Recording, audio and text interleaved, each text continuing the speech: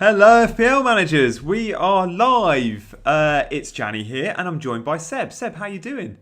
Hey mate, I'm good, thank you. I'm wondering if I'm muted really, but let's say I am. Why not? I loved it. So, for the first time ever, I decided to mute the mics, do the little intro sequence, but then I realised as soon as we went live, I'd muted our mics, but rather than have the intro like coming soon screen on, it was our Yeah. faces. So a couple in the chat, like Matt, has gone muted low, and I was like, fortunately, it was only on for 2 or 3 seconds. What you didn't hear, Matt, was Seb and I were actually having a conversation because we weren't muted on our Zoom call, and he had said, I don't know if I can trust you, Gianni. Which the irony there, knowing that literally you were watching us have that conversation. But quite a nice little intro sequence off the back of that. And look at this, smooth, 12:15 on time.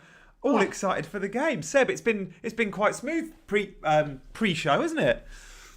yeah, it's been all right. We don't have any graphic issues or anything like that. It's all good. Yeah, it's all fine. You may notice our slightly more simplistic version of our graphics, which is a closer up of our faces, which I'm a big fan of. I like to be able to see Give Seb's the emotions. people what they want, right, Johnny? Just more Johnny. That's what chat wants. No, I just want to see your emotion as you know, Man City run riot. But yeah, we don't have our cool starting 11s this week, but we will have them again next week. And it was great to see so much positive feedback last week or Monday night from them. So expect them again. We're just going back to basics for 1 week only, which has nothing to do with me. Right. Seb, let's talk Man City Arsenal. And guys, if you're joining us, of course we're doing a watch along for Man City Arsenal. But if you've watched these before, you know we're not just following the game, we're talking about the wider topics of FPL. So in and out of the game, we'll be discussing things like Ronaldo, things like Lukaku, people like Kane, formations, transfers, wildcards, all of that jazz. And also, we'll be answering your questions. Yeah, Fergus says, did Az turn his phone off? Yeah, blame Az. That's a great idea. Blame Az. Yeah, I'll blame that. I mean, to be fair, I called him at 11:51, and he was like, "No, it's all good. We can chat." But there was some back end stuff that no one could fix, so all good. So yeah, you got to put up with our mugs, a bit closer on screen. So yeah, get your questions in. We'll answer them. Let us know who you're captaining. Let us know what interest you've got in Man City Arsenal, because we usually pick the most popular game of the weekend from an FPL perspective, and I fully appreciate this probably isn't it. But from an FPL perspective moving forward, I think it could be. So yes, we don't own loads of Man City and Arsenal players, but we should always be looking at what Man City players we like. And Arsenal's fixtures are about to be a sea of green, so there might be some value there. I've got an Arsenal player, I've got Ben White. He's obviously not playing today, but I'm very happy with him moving forward. So who are your eyes on, Seb? You know, Torres, couple of starts in a row as the number 9. Yeah, I mean, with all the news, obviously Ronaldo and friends, Kane staying, Ronaldo going to the other side of Manchester. At the moment, it looks like Torres is City's number 9. And I think I recall seeing a quote this morning from Guardiola saying something like he considers Sterling, Torres, Jesus, Grealish even. And I think he mentioned someone else, probably Bernardo, could all play 9. He didn't mention De Bruyne, interestingly, although we know De Bruyne has sort of started up there in the past. But at this stage, as it may be Torres is to lose, I say that with the caveat of it's Guardiola. So, call it 8 out of 10 if you like, and you're nailed. Mention those names again, Seb, that you mentioned, because I didn't catch them So all. I think, please correct me if I was wrong, but I think it was, so Torres he mentioned, Yeah. Sterling, Gabriel Jesus, although we know he's obviously maybe on the right today. He mentioned Jack Grealish. Interesting. He's never played there, as far as I'm No, aware. he hasn't. And I think he mentioned Bernardo, and he didn't mention De Bruyne. Again, who knows how comprehensive this is? He just reeled off a list of names. Yeah. The Grealish one is interesting. We wouldn't expect him to. Oh no, Gundogan. Sorry, not Bernardo. It was Gundogan. Thank you. Yeah. We wouldn't expect him to play Grealish up front. Even second or third choice. But maybe it's just a bit of one of those, like Gundogan, like De Bruyne. He just sees things that meant he could start there and drop off, and maybe you could see it. If you want a ball carrier, someone who's going to get involved, maybe he could do it. I don't think it's anyone's first choice, though. Yeah. I'm really excited to see Torres. Because we know he's not a traditional number 9. He's not going to do a Lukaku. But having watched Lukaku last week, I'm really interested to see how Man City target the centre-backs. It's slightly different this week. There is a back 3 in place. But it was an absolute mauling from Lukaku last week, Seb. And I know Man City don't have that type of player, but it was just interesting to see how one player could come in, make such a change, but also target weak links. And Rob Holding and Pablo Murray were weak links. I mean, it was the perfect match for Lukaku. The memes of Arsenal's defence this, Arsenal's defence that, but it's kind of true in that match, wasn't it? Lukaku. We saw all match as well. It was only Lukaku versus Pablo Mari. Yeah. It was never anyone else. Yeah. Now, whether that's because Pablo Mari had been assigned Lukaku, which is often the case, or Lukaku would targeted him. Yeah. Was it Alan Shearer maybe who used to say he would? Obviously, back then you'd often play in a 4-4-2 as well, but he would pick one of the centre backs. Yeah. And just spend all match going at them because he knew he had the better of them. It felt a bit like that, didn't it? Lukaku knew, I've got Pablo Mari, or just all match, I'll back into him. The interesting thing is, obviously, in a match like today, Arsenal have got a very different prospect. Maybe that's why they've gone with, we think maybe a 3-4-3 to cover maybe the movement and the runs as opposed to the physical job. The interesting thing on Lukaku when he plays Van Dijk versus Liverpool, which is later today, I've seen a lot of people mention, Van Dijk's, he's a big guy, he'll be able to handle the physicality.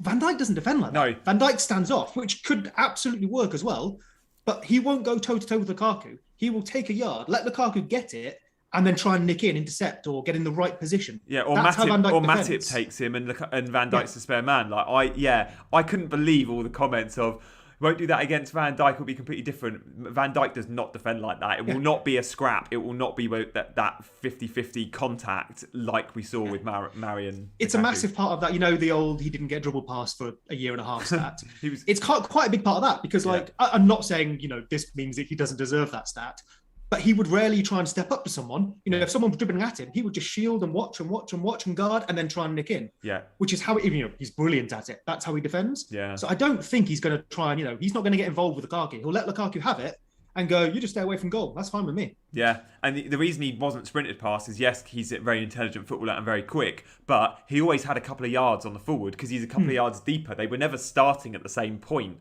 So starting 11s today, guys. If you haven't seen the team news, Man City are unchanged.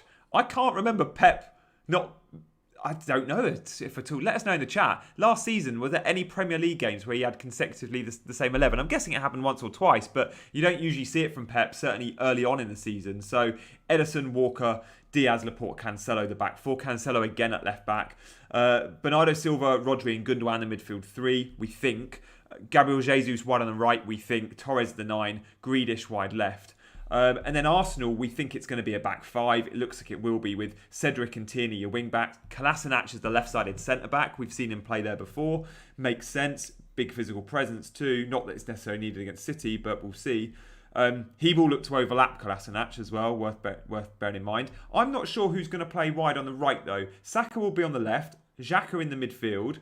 I think Saka will be on the right and Smith Rowe on the left with Aubameyang. So 3-4-3. Aubameyang in the middle, Smith Rowe left, Saka right, Odegaard, Xhaka in the centre with the two wing backs then, forming up the wide two. See, I've got Odegaard in the middle with Xhaka, and I've got Smith Rowe right and Saka left. So yeah, let's see. Okay. To be fair, could well be that, yeah. But BBC and most others have gone Smith Rowe and Xhaka in the middle and Odegaard wide right. Odegaard doesn't play wide, as far as I'm aware. He's a 10. I don't think he played because Sociedad, he played 10 and 8. I don't know if he played right. Yeah, I'm not saying he couldn't, but I would, because when they were together last year, it was Odegaard centre and Smith Rowe left, wasn't it? I think. Yeah. So I would expect some sort of repetition of that, to be honest. Yeah. Yeah, that'd be interesting to see. If Odegaard is right, then the BBC Sport intern knows more than Seb and I. Let's see. Fair enough. So yeah, we'll look out for that one. But kickoff's in a couple of minutes. I am pretty confident City get a big win. I think I saw a headline earlier. Arsenal are something like their longest odds ever to win a game against a top 4 team in the Premier League. I think they're 12-1 to win. Arsenal 12-1. That seems harsh. I get. I'm going to check. Is everyone just overreacting to Lukaku? Again, don't get me wrong. I'm not saying he was poor or anything like that. He's not a brilliant pick in FPL, but he was great. But lots of strikers have been great against teams. Arsenal haven't started well, but again, we expected that against Chelsea. Brentford wasn't perfect. Brentford was poor though, Seb, right? They've lost 2 consecutive games in the Premier League. Yeah. I look at that City team. Again, just thinking out loud. But I look at that City team. I'm not as impressed by it as I have been City teams in the past. Okay. Now, I know Guardiola, the whole is greater than the sum of its parts. But, no De Bruyne, maybe a Fernandinho at the height of his power is more impressive than Rodri to me. I don't know about that team. And I think that's one of those like silly biases as well, though, where I'm just like, oh, well, De Bruyne and Ronaldo and Bruno Fernandes are these big players and they elevate teams so much. And then I see a Gundogan and I go, no, not so much, when actually he's just as important to the side. Yeah. But do you know what I mean? When you break that team down individually, Mahrez isn't there, Sterling isn't there. Does Ferran Torres, Bernardo Silva, I think, is in the midfield, Gabriel Jesus over on the right. Do they impress me as much as like your De Bruyne, Sane, Sterling of old, and Aguero? Yeah, good point. No, absolutely not. When you mention those names, we've got 5 minutes to kick off. Loads of you want to talk Ronaldo. Loads of you want to talk United. So I think we should go there. I think let's go there, and we'll no doubt drift in and out of that conversation. Seb, what's your initial take on Ronaldo coming back to FPL, coming back to the Premier League for Manchester United? Purely from an FPL perspective, I think it's pretty exciting. It gives us... Was it even just last year when we were talking about no forward options? Yeah. I would imagine he's going to be a forward. It's pretty much where he's played even when he started on the left. He's going to be expensive. We've just had Lukaku. We've got all these mid-price forwards. I think it's going to seriously reshape some teams. It has real interesting implications for Bruno. If he loses penalties, of which he scored 9, which is half of his goals in the Premier League last year, I wonder if he's not worth 12 million anymore. Of course, you might say his assist potential goes up a little bit with Ronaldo there, of course, and if the team just gets better. And I'm not saying he's not an option at all in the season, but he suddenly stops becoming a set and forget option, doesn't he? I don't think he was for anyone anyway. What about you? I'm with you on that, and I do think he loses penalties. I really feel quite strongly that he loses pens. And I'm quite surprised so many think he keeps them. Seb, am I? Well, they both play for Portugal, and Ronaldo takes penalties. Yeah. I know that's not the same thing. Yeah. But that's as good a comparison as you could ever hope for. Yeah. Right. Yeah. And Ronaldo has gone into Real Madrid and gone into Juve, where there's been good penalty takers and good free kick specialists in those teams. In fact, a silly amount of world class penalty takers and free kick specialists in those teams. And every time he's gone in and he's been the number one, of course, he will do the same at United. He is the big fish. If he takes direct free kicks. I know he scored some good ones in the past. No, he's terrible. He's bad at them. He was taking them at Juve over Pjanic and Dybala, both of which are very good and have much better numbers, but he still always took them, Seb. He'll be on free kicks. You can guarantee I don't mind him sharing some, but he needs not to monopolise those because they're just not his thing. They're really just not his thing. And he scores one every decade that's an absolute worldie. Okay, decade's a bit strong, but we remember the goal against Portsmouth, or I don't know, did he score one for Portugal against, was it Spain in the World Cup in Moscow? Or maybe it wasn't Spain, but it was a big game. It was the one I remember is the... Oh, I think you just mentioned it. Yeah, sorry, the Portsmouth one. Portsmouth one was amazing. I think that's one, a bit like Roberto Carlos, isn't it? It sticks in your head and you go, oh, he's great at them. Yeah. Roberto Carlos was terrible at them as well. He just scored 1 or 2 amazing ones. And what they've both got in common is they hit the ball in a very unique style. So it works for them when the free kicks are 35 yards out. But when they're 20 yards out, you can't hit them like that unless you're Pirlo. So, yeah. You know what is interesting on Ronaldo? So we know Fernandes will probably at least keep indirect free kicks because Ronaldo's going to want to be on the end of those. Yeah. And he'll keep his share of corners with Luke Shaw, of course. Yeah. It seems to be Shaw from one side, Fernandes from the other, give or take. Yeah. Sancho might come in there as well. But I wonder if, with that aerial threat that Ronaldo does have, I wonder if we've just talked about Fernandes losing penalties and losing goals. Maybe it does up his assist potential in quite a one-to-one fashion. If he's putting balls into the box and Ronaldo is going to be their best player in the air now. We've seen Maguire hit the crossbar a few times. It might add a few more assists in there. Yeah. What do you think the dynamic will be in the ideal front three? Because it's surely a case of, if all fit, it's Cavani or Ronaldo. We're rarely going to see both of them. So if it's one or the other, and it's going to be Ronaldo, where does that leave Cavani? Like, how many minutes? He did so well last year every time he came in, yet he's not the sort of player you can force out wide anymore. So he's going to be on the bench a lot. I guess it depends from his point of view. Everyone goes, oh, he's been paid a load of money. Why does he care? He's a professional footballer at the top of his game. He's got an ego. Class. Yeah. Of course he cares. Like, you don't get to the top without caring. He left PSG because he was started to be benched. He's going to want to play. So, and maybe he will. We spoke before going live about how Ronaldo did get rested at Juve only before big Champions League games. Yeah. And I know Solskjaer's not really one for rotation, but maybe there is a chance there for Cavani to play a little bit. Yeah. There's not much time left in the transfer window. Maybe it's not till January if he wants to leave. The funny thing being that Ronaldo can't have number 7 in the league unless Cavani leaves. Because I know he's not played, but it's a registration thing. He can have number 7 in the Champions League. I don't know if they'll kick him out just for that reason, but we'll see. The CR7 brand is so strong that they'll be doing everything they can. But yeah, I mean, Cavani's not going to be happy about that. Give him number 77. Call it, the return. He was 7 last time. He's 7 this time. You could work that up in marketing. Oh, it's a shame you're not allowed the little plus and minuses in the Premier League, I don't think. Because Zamorano at Inter had 1 + 8. He had 18 because he wanted number 9. When Robbie Fowler joined Leeds, he was number 27 because Viduka had number 9 and he wanted 27, his 9. But he wasn't allowed the plus. Shame. So most must have looked at it and gone, why has he had 27? But yeah. The Etihad looks full, by the way, as you would expect. Just seeing shots of Jack Grealish with an even fresher trim than normal. He's had a good start, Seb. He's had a goal last time out. I think got the opening goal against Norwich. Wasn't the much ball of did one. hit him a little bit. Yeah. He's playing wide left today, we think. So he's not part of the midfield 3. We thought without KDB, he might be part of the midfield 3 often. But, playing left instead of Sterling, for example, do you think that's where we'll see more of him at City? I mean, I think you called it. He absolutely could play in that middle. He has the ability, and we know Guardiola will happily shape players into what he wants for his system. But I think you called it. That's his best position. Whether he says it's his best position or not, it's what we've seen the evidence for on the pitch. So why not keep playing him there? He's been effective. He's been good. I think he's probably been one of City's best players in these earlier matches, just in terms of trying to drive the team forward, create things. Yeah, he scored a relatively fortunate goal, but he was in the right position. Yeah. Did he start game week 1, Seb? I think he did. So he started. Yeah, he started all 3. Started all 3, which for a front 3 with player, De Bruyne back, maybe. Yeah. With De Bruyne back, maybe there's a bit more rotation there then, because I guess Guardiola often talks about how his playmakers and how many he wants. It's the old, when David Silva left, he wanted his Pauser, the guy who could just put his foot on the ball and wait, and only Gundogan had that. Yeah. And then De Bruyne is obviously more of these sort of like, I don't know what you call it, maybe sort of the attacking playmaker, if you like. I wonder, without De Bruyne, without your Silva, he maybe looks at his team and goes, I need Rodri for the, turning the ball over in the middle and controlling the team from deep. I need Gundogan for that David Silva role, give or take. And then Grealish, although a very different position to De Bruyne, is maybe the one that's driving forward and creating chances in the final third. So I wonder if, without those other options, that's one of the reasons he's going to be a bit more nailed. Yeah, and could become a very good FPL asset because he's so well priced this year.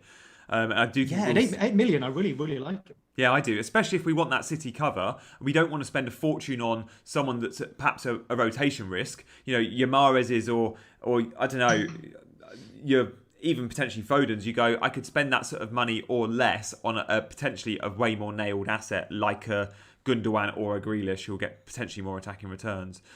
We've had questions in the chat. We'll come back to Ronaldo at half-time, guys, about his price. Good question. Just one thing I'd love to mention on Go Ronaldo on. that I saw elsewhere. Obviously, take this as it's intended, but his non-pen XG for the last calendar year was behind the likes of Andre Silva and friends. So his goal return was like 4th or 5th best in the list without penalties. So obviously, he's a great finisher. We know that's a little overperform his XG. But it was interesting to note that if for some reason he doesn't get penalties, this conversation might switch and it might be Ronaldo that's less attractive than Bruno. Maybe. Yeah. Wow, if he doesn't get penalties, that clip of me on Breakfast Club this morning. Oh, Aubameyang's got space here on the left. He's got him behind Walker. Left foot cross into the box. Looks like it's been cleared. Or Smith Rowe, by the way, adopting looks like the right side channel.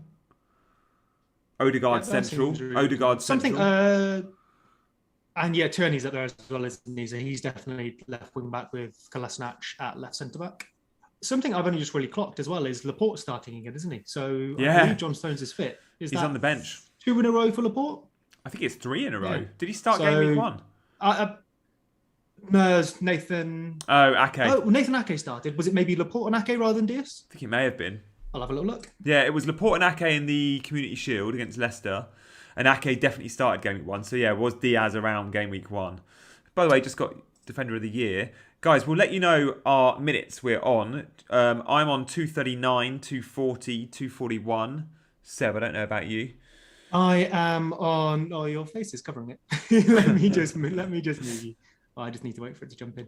I'm in 3 minutes, 3 minutes, 1, 2. Oh, good stuff. So you're about 10 seconds ahead. So mirror with Seb, guys. I'm sorry, we're always going to be about maybe 30 seconds behind you, because even if our stream here is up to date in real life, there's a little delay on YouTube. So sorry I'm not quite up to with you, but we should be there soon enough. We've had Rubber Duckies join in the chat. Hello, mate. Ferky Evans is asking us for our score predictions, and yeah, we usually do that. I'll hit you with mine, Seb, and then I'll come to you. I'm gonna go to. Go on. Do you see that little ball down the line from, I think it was Jesus looking for Ferran Torres? Just a little bit too long, but interesting one on Torres as well. We mentioned, we talk about false nine for City. Torres isn't a nine, as it were. Of all their options, I would say he plays that role the most like an actual nine. Like, he doesn't really drop off. Yeah. And, the false nine, if you think of Lionel Messi when he's playing for Barca, you drop into midfield, draw centre-backs out. He does look to hold on to that 9 channel as much as any City forward might. Yeah, like when we've seen Gundogan or Mahrez or Foden playing it, it's very false. When we've seen KDB play it, at times it's been false and at times it's been like a 9. But yeah, you're right. Torres naturally is happy to play on like the shoulder of the last defender, target those runs in behind. We're mentioning Grealish as well. If Torres is going to be nailed, and when I say nailed, I mean, 70% of the time for Guardiola? 7 million, is he? That is very attractive. Yeah. 7 million. I mean, I think when we're trying to squeeze these premiums in, there will be quite a few that move from Bruno to Torres to get money for your premium upgrade. Smith Rowe's got space here on the left. You're 10 seconds ahead, Seb, so I'll come to you if it's they're just recycling it on the right. City have got back really well, actually, and I was going to say they've cleared it, but I think Xhaka, not sure who that was. Cedric just won it in the midfield there again. So Arsenal are just recycling it on the right-hand side again. But even in just these first 5 minutes, I'd say Arsenal have not looked like they're going to roll over just yet. Yeah, interesting to see Saka and Smith Rowe. Ooh. So Tierney sort of maybe slightly hopeful cross to the back post. Saka's coming in, and I think Cancelo either clears it or gets in his way. It's come to nothing, but a couple of times, if you watch the replay here, Tierney is in a lot of space down that left-hand side. Yeah, and Cedric even on the right has found some space. I'm just going to say about Smith Rowe and Saka, I was trying to work out who's right and who's left. It's really hard because they're both playing as inside sort of 10s, inside forwards, if you like. So they're interchanging a lot with Aubameyang as well. The three are all fairly central, and 100% of the width is coming from the two wing-backs, as you'd expect in this system. But the wing-backs are getting forward. Good signs. Oh, you mentioned your Bruno alternatives. Smith Rowe, after this match, I believe, those fixtures really clear up. 5.5. There's the Odegaard question as well. Maybe who do we prefer for FPL? But I always had Buendia to Smith Rowe in game week 4 in my mind. Now, I've already got rid of Buendia for Benrahma because they were disappointing and Benrahma was there with the price change. But I could definitely bring in a Smith Rowe to try and facilitate a Lukaku. He's had a price drop, Seb. He's at 5.4 now, Smith Rowe. Ooh, I like that. And there's a lot of them, actually. Raul Jimenez is down. A couple of Leeds players are down, I believe. A lot of people with some decent fixtures are down. Even Kane's down 0.2, isn't he? Yeah, Kane's dropped to 12.3 now. You could build a real useful team for a little bit cheaper than he used to be able to based on the first couple of weeks. Yeah. So I said 2-0. I'm going to stick with that. I fancy Torres to score today. What do you reckon, Seb? Score prediction? We're 5 minutes in, so it's cheating slightly. I like what I've seen from Arsenal so far, so I'll give you 2-1. I don't know if City's attack excites me as much as it could. Maybe just because Arsenal are going to have 5 people back a lot of the time. Yeah. So hopefully they can cover some of the movement, and there isn't the Lukaku figure. As City score, is that in? City have scored. Gundogan. Oh my! Gabriel Jesus crosses it into the box. I'm not. There's me talking about Arsenal defense being okay. I'm not sure that ever should have come to anything. Rob Holding's just got himself caught under the ball, and Gundogan out-jumps Rob Holding, who he's 6 inches shorter than. Bit of a mess. Arsenal were back okay. Jesus puts a high ball into the box, and then Gundogan just appears at the far post, nods it in. I thought it had gone wide for a second. Wow, Man City 1, Arsenal 0, guys. We have got there before the chat as well, which I'm absolutely loving. It must be a BT Sport thing. There was not one thing in the chat. It's not even it's not a whipping cross. It's just kind of a floated side foot cross to the back stick. There are 7 Arsenal players in the box with 3 City players. Oh, that's bad. I mean, yeah, it's just like you said, Holding is just got that all wrong. He's just a little bit ahead of Gundogan, misses the header. Even Bird Leno should do. He gets a hand to it. It goes behind Holding, doesn't it? Bird Leno should do better there as well. Should Leno be coming for that, knowing it's a sort of looping cross? I wonder if he sort of comes out and then backtracks, doesn't he? It maybe is a bit over him. He probably trusts his, six Arsenal defenders to do something. It's Chambers, not Holding. Sorry, but you're right. He's trusting Chambers, who isn't touch tight at all with Gundogan. Yeah, that's and like you said as well. There's nothing really on the replay when you see Gabriel Jesus interchanging with the other City player on the edge of the box. There's nothing massively on. I mean, he just puts a ball into the box. How often do we see City score from a hopeful ball? Almost never. Yeah. Wow, we were talking score predictions. Arsenal were looking good. It's funny, I was just about to say, the only fear I have for Arsenal is the wing-backs are getting so high. Does that leave 3-on-3 at the back? And I mean, it didn't necessarily come from that, but your front three versus your three centre-backs, City will run right if they're left that space. But the goal comes from a Gundogan, hopeful cross from a Gundogan tap Interesting down. one for FPL as well, because Gundogan is 7.3. He dropped again last night. A lot of people will have been getting rid of him for Ben Rama and similar, facilitating Lukaku by getting rid of Gundogan. And maybe been punished immediately there. Jeez, I didn't realise he dropped again last night, Seb. So he's currently only 5% owned. So he had, let's have a look how many sales he had. I know Andy started with him, didn't he? I don't know if he's still got him.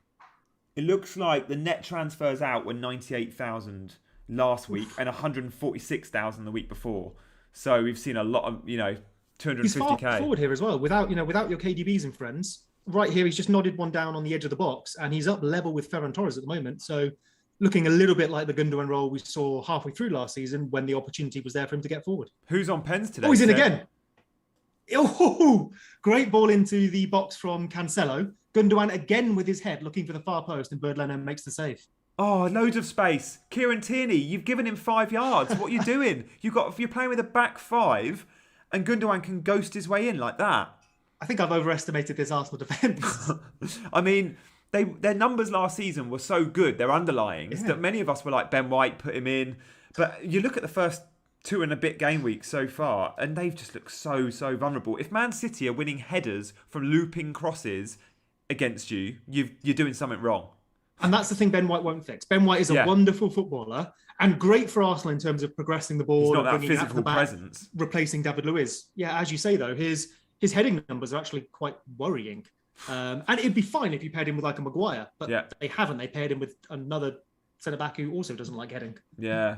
When is Gabriel fit? Is he on the bench today? Because Gabriel and Ben White should look like a nice centre-back partner. Gundogan finding space here as well. Oh, he's been taken down. That should be a free kick. Gundogan should be on penalties today as well, I'm thinking, Seb. I think he'll be on pens. There's no Mahrez on the pitch. Reasonable. No KDB or Mahrez. Gabriel Jesus has taken some, but I don't know if he would be trusted. Yeah, that's a reasonable shout. I don't think anyone's nailed on for them, but yeah, quite possibly. Yeah, the Man City penalty conversation will rumble on.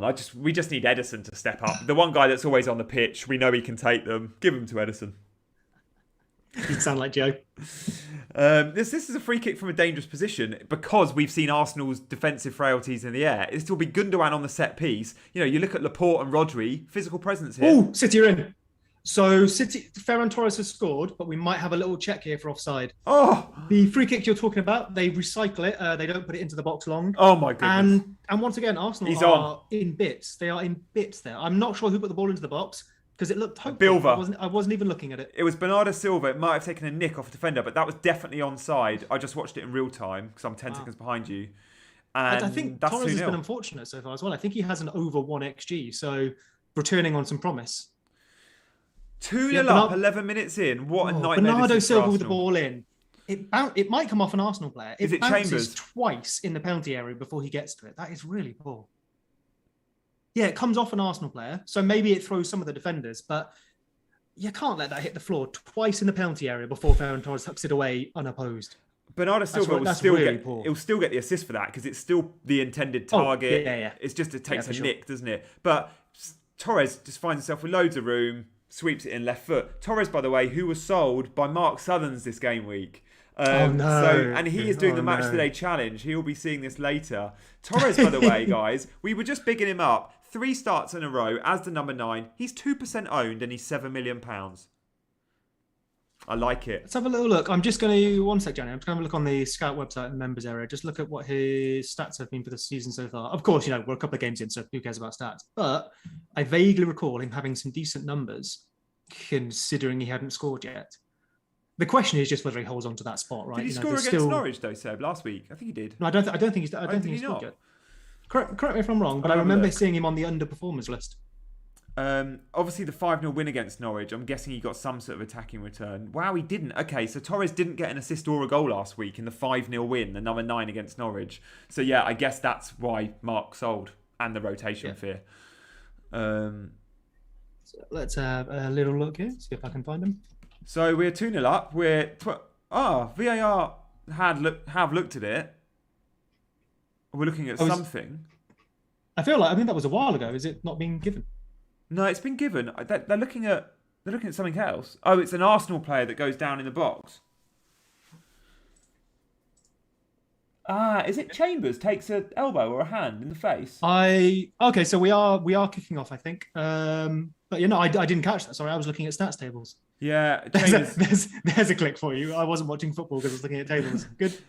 All on the Scout website, by the way, guys. And if you're a member, you can get into all sorts of great stats and data. So do check out the members area. It doesn't cost much to subscribe for a year, guys. It's brilliant value for money. Heavily recommend it. Check it out. Yeah, for sure. And I think they've got a little remake of it coming up, haven't they? There's a beta which looks really smart.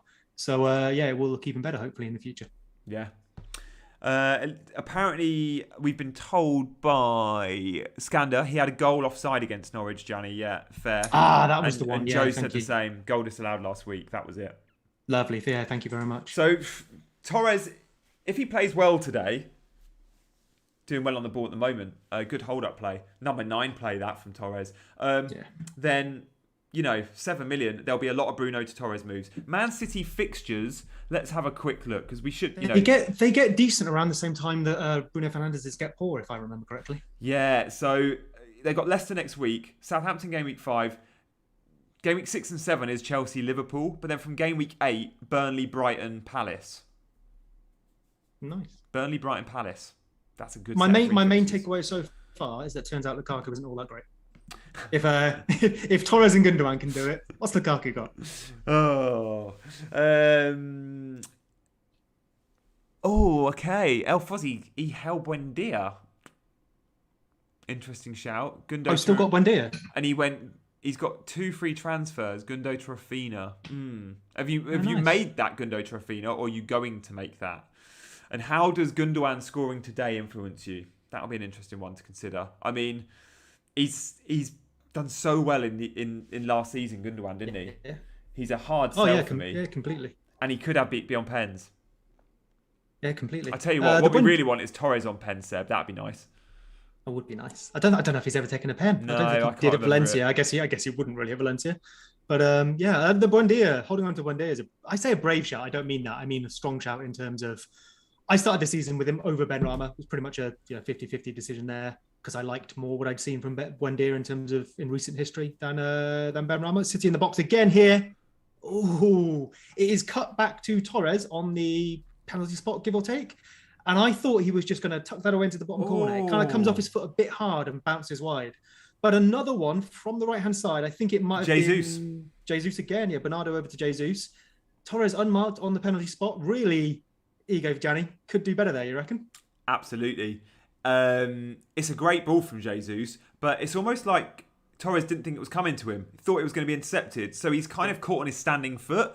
It's too tight to go for a 2-touch finish there. It's one that, as a number 9, you've got to back yourself and you just put your laces through it, or you just steer it. It is not dissimilar, although simpler, than that one we saw Fornals put away beautifully on Monday night. Off the where post, you just swipe it across your body into the bottom corner and run off celebrating. Yeah, same Ziyech in the Super League final against Villarreal the other week. Same sort of finish as that.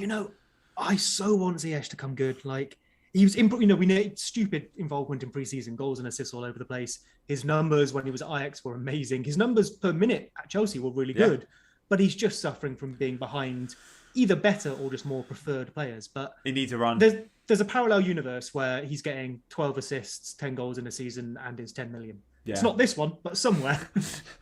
He needs a run of games, and to get a run of games consistently in this Chelsea squad, unfortunately, he needs an injury to Mason Mount or Havertz. And even if he gets that, he's not guaranteed because there's Werner and Pulisic. If he goes, and he's not going to leave now, I think he could leave in January or even next season, and he'll go to Milan or go to Inter and he'll do so well again. He's a phenomenal footballer and he'd be so suited to Serie A. If he went to like an Everton or something, basically your James replacement, not saying they're the same players, but in terms of quality and creativity, he would become a force in FPL, I reckon. Yeah, because he'd be a 7 million mid. Yeah. It'd be James without the injuries. Yeah. The thing with Chelsea as well, as you say, is it's not necessarily a quality thing, but in terms of the structure of that team, Mason Mount is always getting in ahead of him. Yeah. And so is probably Kai Havertz. And then maybe even Timo Werner, depending on what you're trying to do to the opposition. Yeah. He just suffers from having even more suited players ahead of him. Mason Mount's never getting dropped because he's probably one of the best on the ball. And what he brings off the ball, he's definitely the best forward. And with the system attacking player. Yeah, with the system Chelsea play, same as England, Mount is guaranteed. And actually, when we're talking Lukaku, we should also be looking at Mason Mount, guys. I want him. If you want to target Lukaku and can't get there, go for Mount or go for James, because there's going to be so many more assists coming from these guys, knowing Lukaku's going to be at the end of everything. Mount's got 2 assists so far. Yeah. I think his XA pretty much says that's fair. He underperformed last year, although I think he got a lot of his chances from set pieces last year. Oh my goodness, watch this. I think Ederson has won a goal kick, but he is unreasonably chill there. Oh, what's he doing? Oh, he just did a Chesney, but it goes across the line. He goes to pass it across. Oh my goodness. Did he go to pass it across the line, or did it come off the Arsenal player? It comes off the Arsenal player. I think he's won a goal kick. But Smith Rowe, oh my goodness, if Smith Rowe had committed to that ever so slightly more, he scores a goal. Yeah, I'm not saying Smith Rowe shouldn't. That's you do that 100 times and the goalkeeper doesn't give you the ball. But Ederson's so chill as well. He just watches it and he's like, yeah, that's what I meant to do. Sweet goal kick, well played. Does that go down as a Smith Rowe attempt? No, because it's a block or interception, isn't it? Oh, it's a block, I don't think.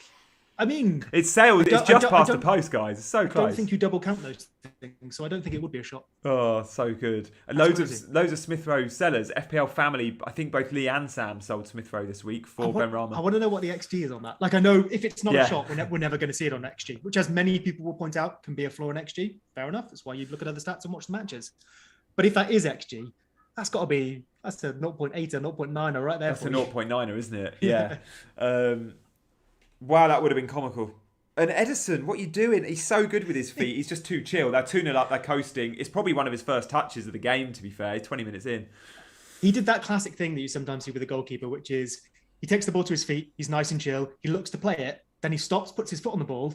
And that gives Smith Rowe the chance to come and block it. Yeah. You often, maybe indecisiveness, you just need to make a decision, pass that ball out. Don't give that striker the chance to get in. I don't think you make that mistake if you're playing in a cup final or against United at 0-0, but against Arsenal at 2-0 up on a sunny day, he's just kind of taking his foot off the gas. Yeah, maybe. Says us as well, obviously, 2 world-class goalkeepers right here. We know what we're doing. They do say, don't they, concentration levels is just for a goalkeeper, especially for the top keepers that play in the best teams that don't have much to do. That separates the wheat from the chaff. Those that can always be called on to have 100% concentration for the one save they need to make in a game. Oh, I remember, it might have been Peter Schmeichel. I remember him talking about that. And it was I think he was asked about what was the hardest or what was your biggest involvement in this United team? And he said something like watching, which I think the interviewer laughed at. But then he meant, no, actually watching what's happening, anticipating, and making the 2 saves I'm going to make in a match in an hour and a half of standing around and doing nothing. Yeah. And this is back when goalkeepers weren't as involved in build-up either. So he was standing there. To be able to turn on and remain focused. I mean, it's hard, right? We're going to stand here and talk about this match for 90 minutes, and we're talking about other things. We're not focusing just on the match. It's tough. Yeah. City got a bit of space here on the left. It's Grealish to... Oh, it comes out to Walker, and doesn't it? It's nice. It's clearance from Holding. The Cancelo-Grealish relationship on the left could be very nice. Yeah. Those guys, you just look at it and think they'll be on the same wavelength, as often KDB and Cancelo are.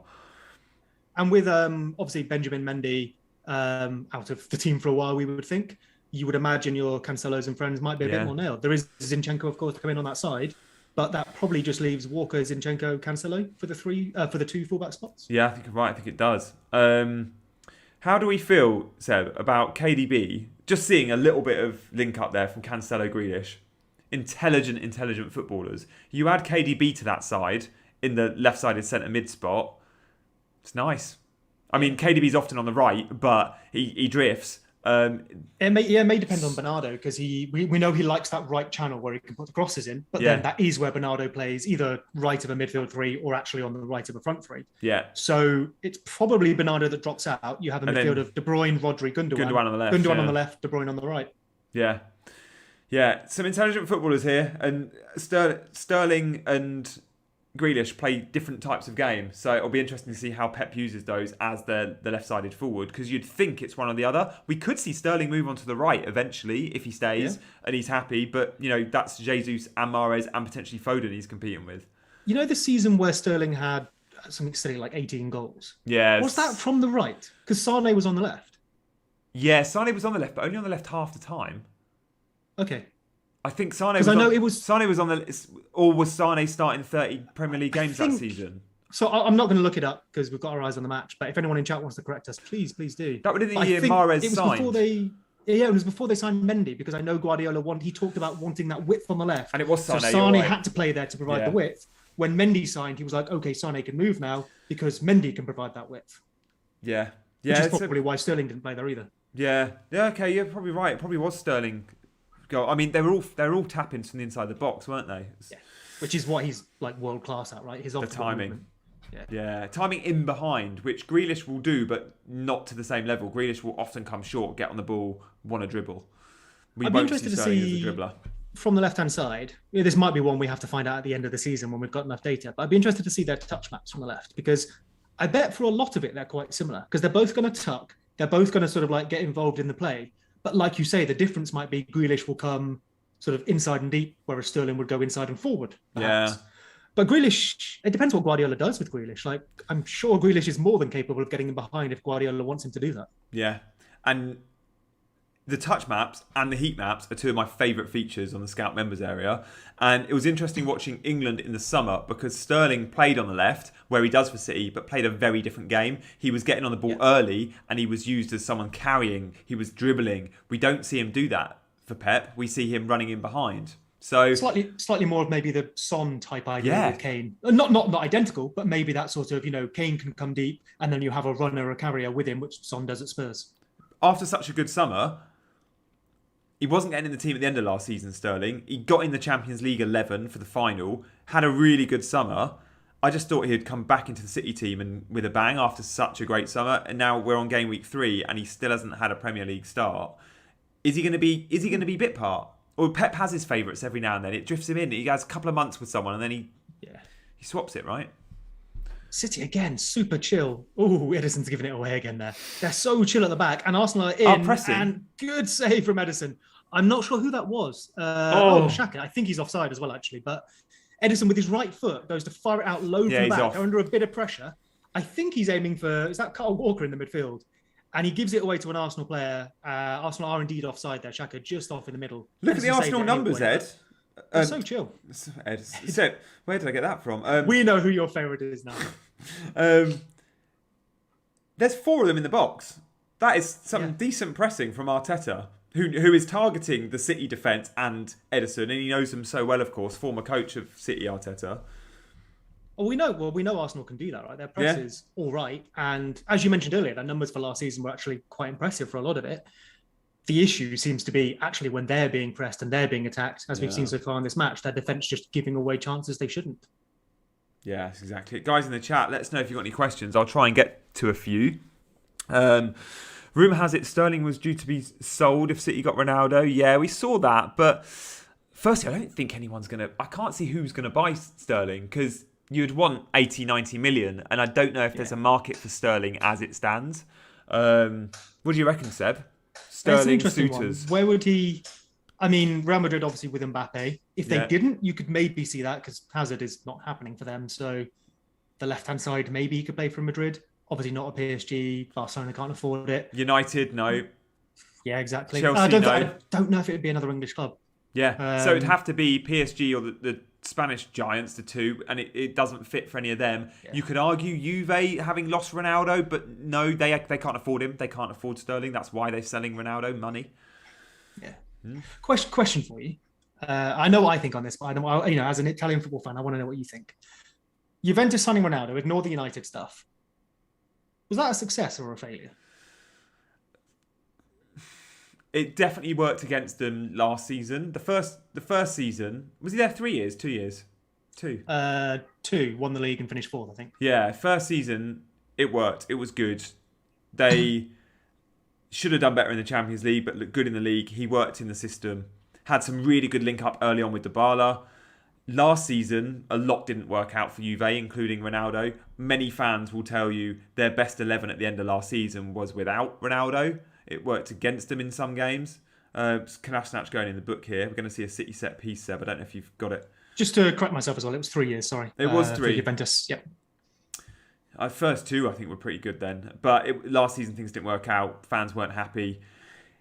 For those that remember a very mobile Ronaldo, that's not the case anymore. He will not run the channels. He will not go in behind. When you play Ronaldo, you've got one of the deadliest finishers in world football. Brilliant. He's not going to do a huge amount more than that. Real target man in the box as well for headers. Saw some amazing headers in Serie A. But outside of that, ball comes in. Oh, Arsenal actually win a header and clear it out for a corner. I mean, he's a poacher now. And that sounds disparaging. He's a world-class, incredible poacher. Yeah. He's a poacher. He does not cover ground. He's not... I mean, everyone knows he's not the winger... the winger come striker that left Man United. But he doesn't even really play that game all that much at all anymore. He conserves his energy as well. You can see him not going for those balls in the corner flags because he knows he's probably not going to get there. And if he does, he's going to be knackered. And he still plays for 90, often twice a week. So he conserves his energy. But his finishing in Serie A, like always, has just been deadly. And he's often scored for Juve big goals at big times, as we know with Ronaldo. He's the guy you want on when you're 0-0 in the 90th minute. He's the one that comes up with a goal, and we have seen that time and again. I think he'll be a success at United from an FPL perspective. I think we'll often give him the armband, and we'll rely on him in some of those easy home games, and he'll get us those 10 points. Will he work for the team?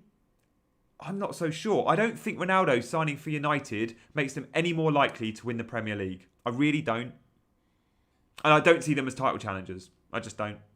It's an interesting one. So to go back to the Juventus thing, it's kind of...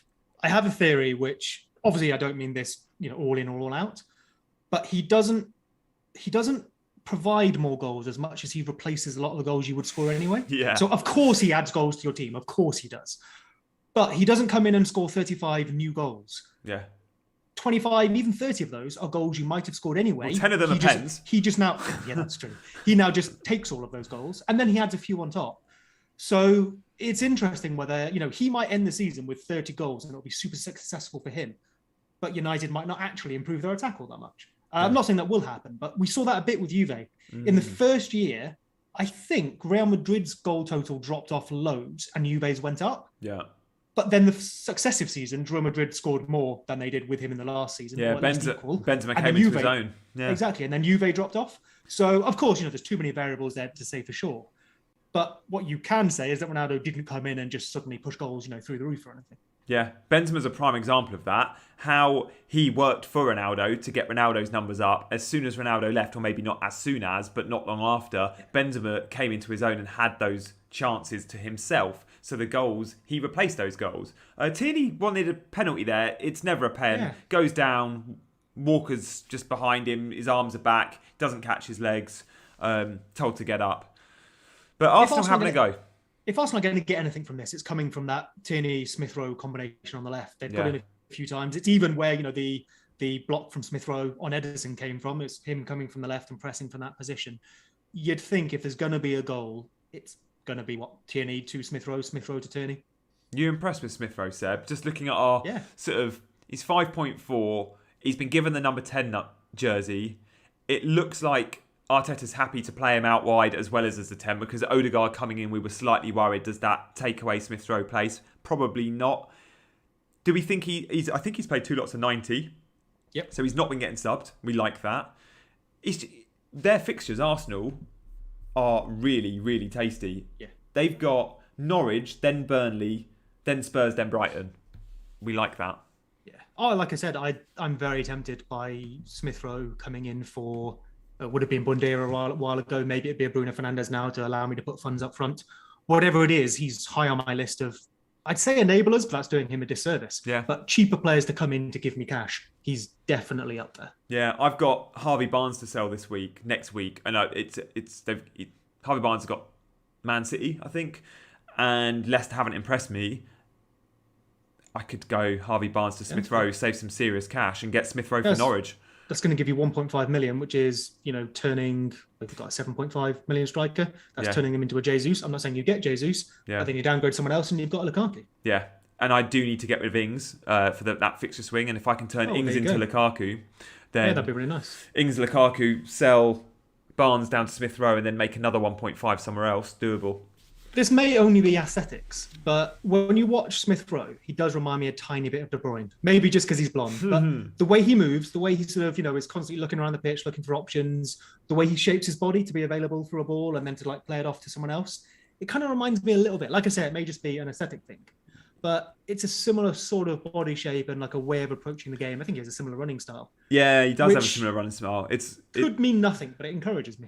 Yeah, he's a bit of a throwback. I mean, De Bruyne doesn't have the socks around the sort of socks around the ankles and the small shin pads, sort of Grealish style. But other than that, it's the way he carries, the way he sort of trundles in his run, and he's very De Bruyne busy. Does get very involved. Yeah, that's very busy is the word. Yeah. De Bruyne is.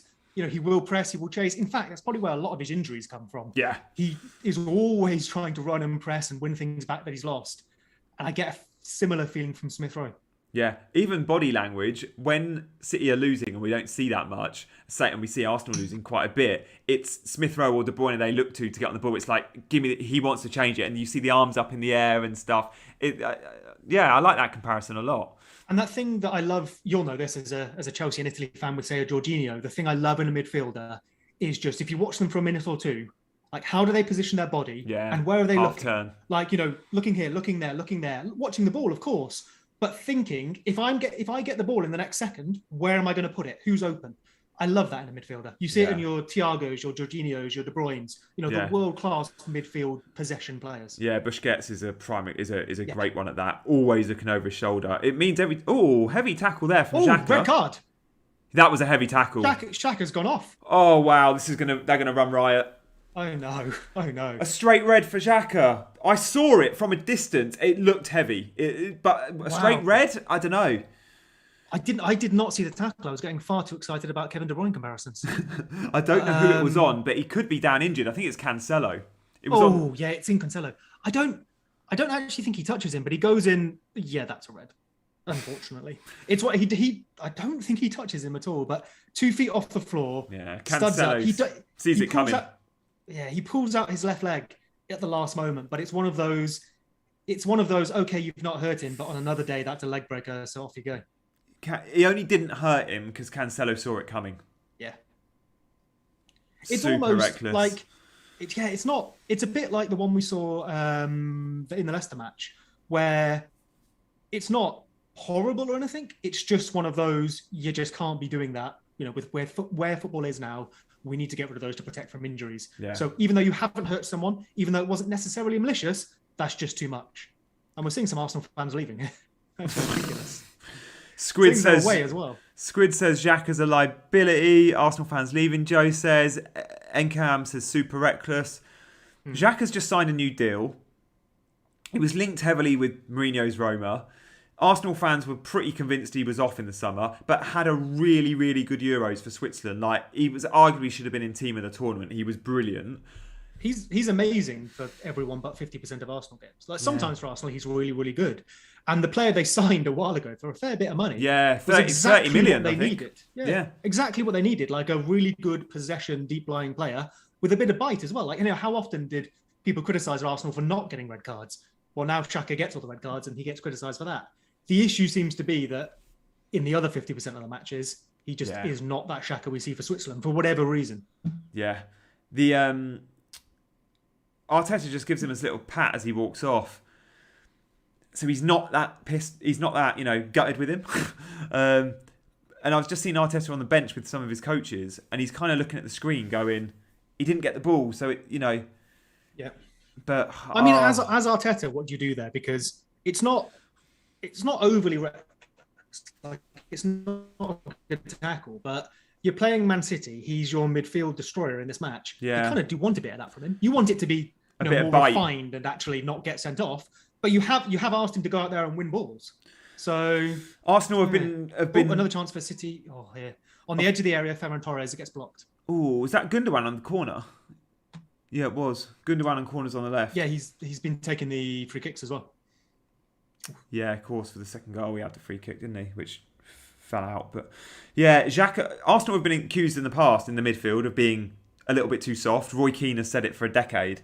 Xhaka perhaps takes that to an extreme and at times is too... Is Gundogan coming off? No. Oh, sorry. He's coming over to the camera to take the corner on the other side. So, all set pieces for Gundo. Yeah, which is nice. And you'd think he probably keeps that up until De Bruyne returns. Yeah. Grealish didn't take many for Villa, did he? I don't think. No, and he didn't used to take corners, if I recall. So, yeah. No, who took them at Villa? El Ghazi on the pitch?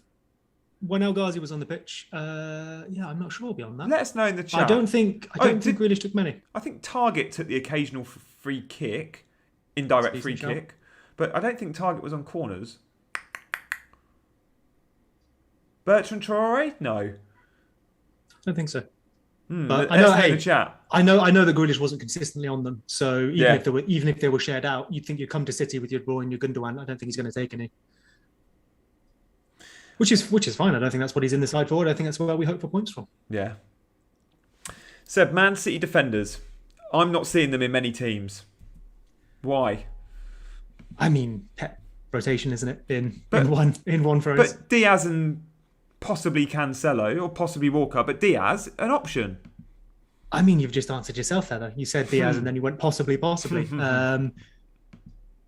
Corner comes in and Leno clears that away, but decent little attempt there. I thought a City player was going to get on it. Yeah, I guess with Mendy now out, Cancelo may be more of an option. I think people are a little bit scarred by last season where he was rotated and then didn't deliver on some attacking returns. And Diaz may be just a bit expensive. If we're now looking at your Lukaku's, your Ronaldo's, Salah, Kane, can you afford a 6 million or so defender? Yeah. When City have some really good fixtures, maybe. But to carry through the season, I think people are looking at Trent and the G players. Yeah, and if you want to spend 6 on Diaz, you could spend 5.5 on Luke Shaw or 5.6 on Reece James. Save a little bit of cash for the attacking upside. Diaz actually doesn't score many. I think last season did he only get 1 goal? I'll check that out for you. Quite possibly. I think his threat was okay, but yeah, I don't think he scored many. Yeah, he got 1 goal, 1 assist last season. John Stones was the one for attacking points from centre back. He got, although his threat from set pieces had been non-existent until he got those. He never scored, did he? Or 1 in 2. Yeah. And it was during a double game week, I think, so everyone was on him. Gabriel Jesus nearly in there. There's a ball over the top. Jesus has come into the centre forward position. Torres has kind of chipped out wide, and Leno just picked up the ball first. But Jesus does seem to have returned to the 9 position with Torres out wide here. Yeah, maybe that's just for a moment while Arsenal recycle the play. Yeah, John Stones with 4 Premier League goals last season, Diaz with 1. But yeah, I don't think Stones had scored a Premier League goal before that, and he's obviously been around. Let's have a look. So, history. He'd scored a couple of CL ones, if I remember. Yeah, I think his underlying threat numbers were quite low. He scored once in 2014-15, John Stones, but hadn't scored since then in the Premier League. So yeah. What do Arsenal do? Oh no! Did you see that? So Grealish interplays it with Cancelo and Gundogan on the left. Grealish keeps making his run left into a lot of space, wants the ball. Oh, he's offside. Gundogan goes back, gives it to Cancelo, and then Cancelo plays it. Yeah. Grealish is mad about that. Yeah, he'd already made his run. He was a yard or 2 off. He just couldn't continue it. He would have been in if that'd been a really nice build-up play. It needed to come from Gundogan, really. Speaking about how Grealish is going to play, is he going to get him behind? Nice example there of the interplay that might come, but clearly not quite on point yet. Martin says, can we trust James and Chilwell? Chilwell probably no. I think we'll get loads of rotation on the left. There isn't actually another right-sided wing-back at Chelsea. Arguably, as Azpilicueta played there at the end of last season, Hudson-Odoi can play there. Grealish into the box here. Oh, City are going to score. Yep, City has scored. Gabriel Jesus, Grealish assist. Oh my gosh. That position we were talking about a moment ago, Grealish finding all that space once again. He carries it from wide. Oh, the Arsenal defender. Into the byline and just lays it back. It's like there's no Arsenal defender. It came off an Arsenal defender though, Seb, no? Was it Grealish to an Arsenal defender's foot and then on to Jesus? Oh, I didn't quite see that. I thought Grealish played it clean. I don't think Jesus had time to take a touch and tap it in. Was it a Jesus touch? I thought it was an Arsenal defender touch and then Jesus tapping. But we've got a replay now here. So A ball straight out of Medicine into the middle of the pitch. It's not great pressure from Arsenal. Carried forward by, I think that's Torres. Grealish all the time in the world to bring it inside. Yeah, that's Jesus. Right. Grealish just brings it to the byline, finds Jesus, who has time to control it and tap it into, I'd say, an unguarded net, but you can't really blame Leno from there. Was that Torres that picked the ball up in the middle of the park and carried it? Was indeed. He picked that up straight from Edison. That was a ball on the floor for 45 yards on the floor through the middle of the pitch from a goal kick. Xhaka has gone off. He's not been replaced. But they've just cut Arsenal open with one pass along the floor in the middle of the pitch. Outrageous. I mean, I haven't actually really seen how Arsenal have reshaped after Xhaka's gone off. But with Odegaard, your only actual central player. Yeah. I'm not Odegaard surprised that that's happening. Yeah. Has maybe Saka tucked in a little? You'd expect Smith Rowe to drop back and maybe Saka to tuck. But there's not really anyone who could claim to be anything other than an attacking midfielder in that position. Yeah. No number 4, no DM. There needs to be, someone needs to be sacrificed. I mean, or this could be ugly. I guess he's just waiting till half time, which is not entirely unreasonable, but you've conceded another goal in that time. Grealish clocking up more FPL points, guys. Yes, indeed. Grealish, Torres. And again here, Gundogan over to, I think that's Torres on the left-hand side. And it's blocked out. But yeah, that left-hand side looking fruitful. Grealish on the ball here again with Torres recycling. Ball into the box, just about cleared away by Arsenal. But yeah, that Gundogan, Torres, Grealish, little trifecta looks really, really nice. Yeah, I'm super... And Gabriel Jesus getting involved too. Super impressed with that Torres pick up from Edison from the goal kick in his own half. Carries it 20, 30 yards, finds Grealish. Grealish one-on-one, beats his man, taps it into the box with the outside of his boot, and then easy finish. But Pep's going to be super impressed with that link up. And I think Torres has got a very good chance of... If they don't buy a striker, Torres has got a really good chance of nailing this number 9 slot.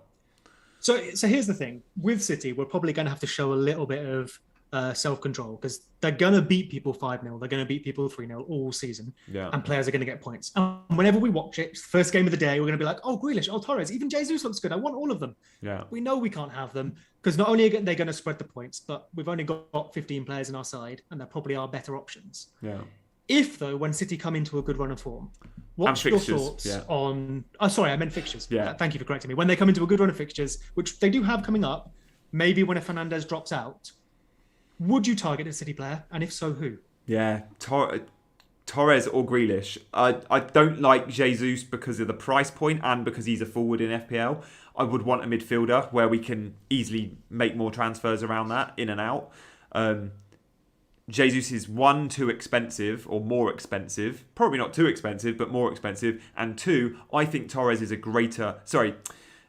Jesus is a greater rotation risk than Torres and Grealish as things stand, subject to change. But if we're saying that Jesus is considered a right forward now, then he is competing with Mahrez, and when Foden's back, often Foden.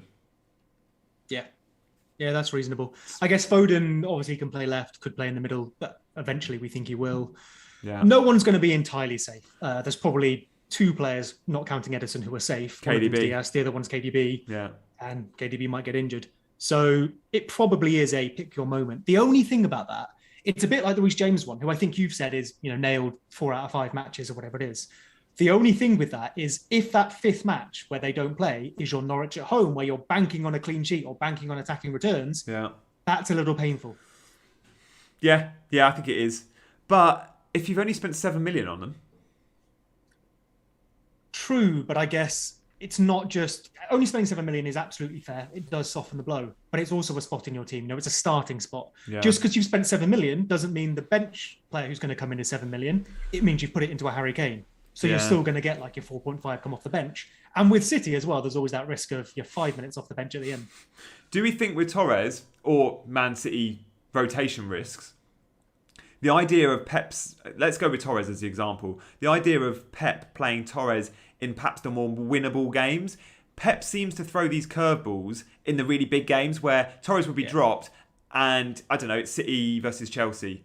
I don't mind if he loses out on that game. I want him starting against Arsenal. I want him starting against Norwich. And if he's going to start in these fixtures, and let's not forget, let's not call Arsenal a big fixture anymore. This is a mid-table team we're watching today. I'm happy if he's starting in the more winnable games.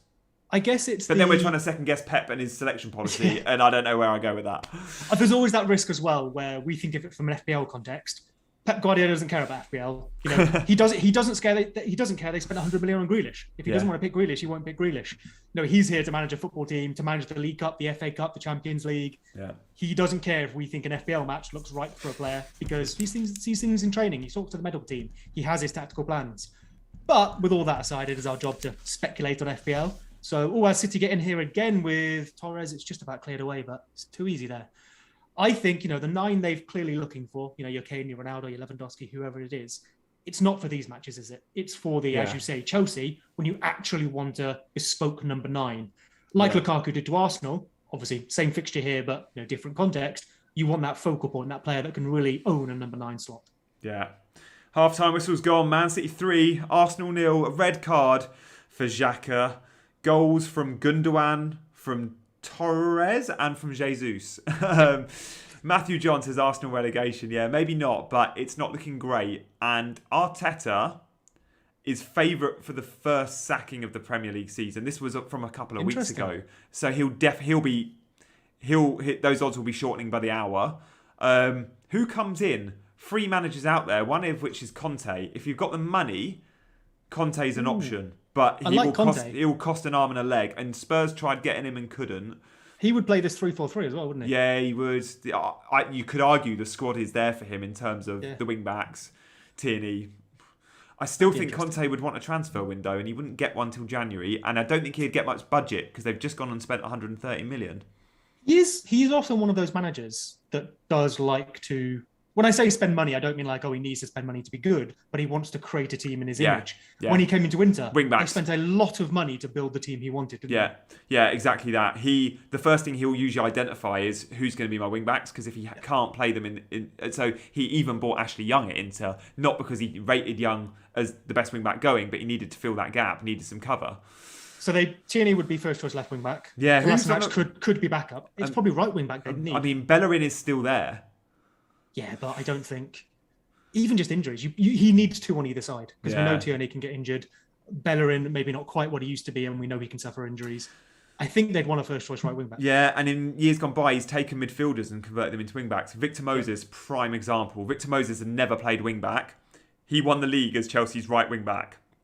I don't know if Arsenal have got a Victor Moses that you could move out there. Could you convert Saka into a wing-back? Definitely. I mean, we've seen him play as a full-back very well. Maybe just he makes maybe, Saka maybe not on the right. You'd want him on the... Well, he is right-footed though, Saka, isn't he? No, Saka's left-footed. Is he left-footed? Yeah. You could... I mean, he could do a job, but I think you'd probably want a right-footer out there. Yeah. Just for the balance. Yeah. Yeah, especially with wing-backs. You ideally want... Although, Spinazzola...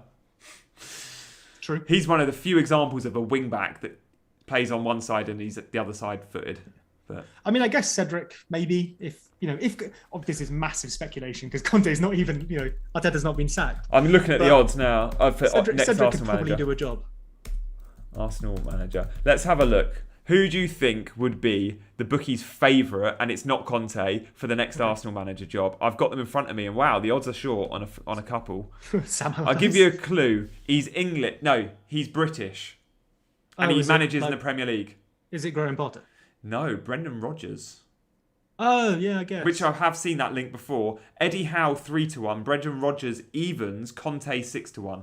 Eddie Howe won't happen. That's just one of those old ones. When he was good with Bournemouth, he was linked back then. That's just one of those hangovers. Yeah, I can see. I mean, Brendan Rodgers works. I really, really like Graham Potter as a manager. Yeah, 10-1, Graham Potter. 10-1. Interesting. There we are, guys.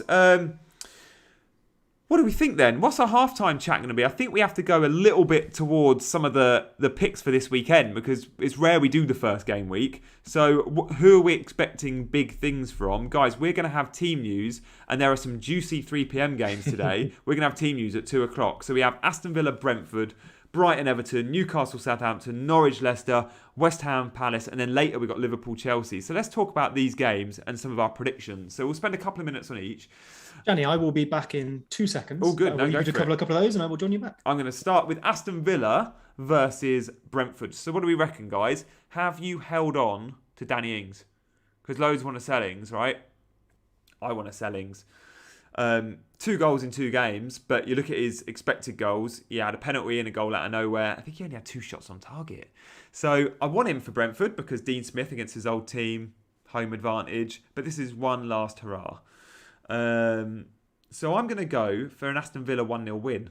And I'm going to go Danny Ings to get the goal. What do you reckon, guys? Let me know predictions. Yeah, Danilis, you're going Ings? Anyone captained Ings? My wife, who doesn't watch a lot of football, if you came to Fantasy Football Fest, you'd have met her. She was on the door. She's captained Danny Ings. She's gone for it. Tushar reckons Ings will score.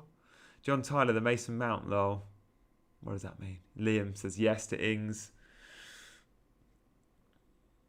Danidas 2-1 Villa. Yeah, I like that. I've held Ings. Okay. Yeah, loads of you have held Ings. Great shout.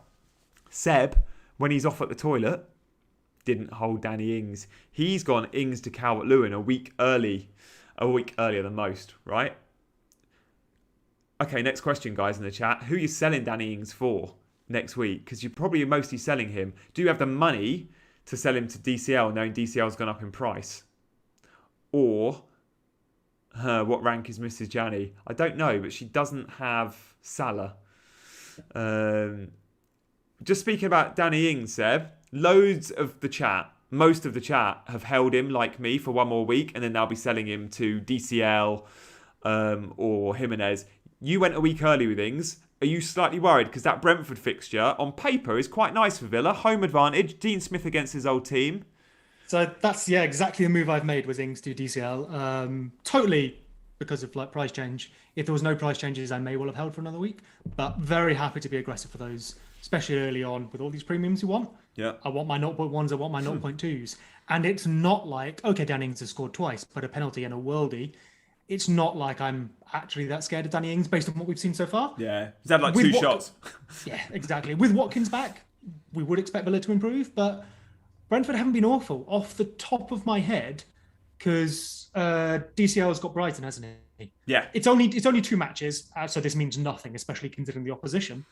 But their defensive so far numbers have been real similar. Like their XGC is almost identical. I think Brentford have kept 2 clean sheets. Brighton have obviously kept 1 and conceded in the other match.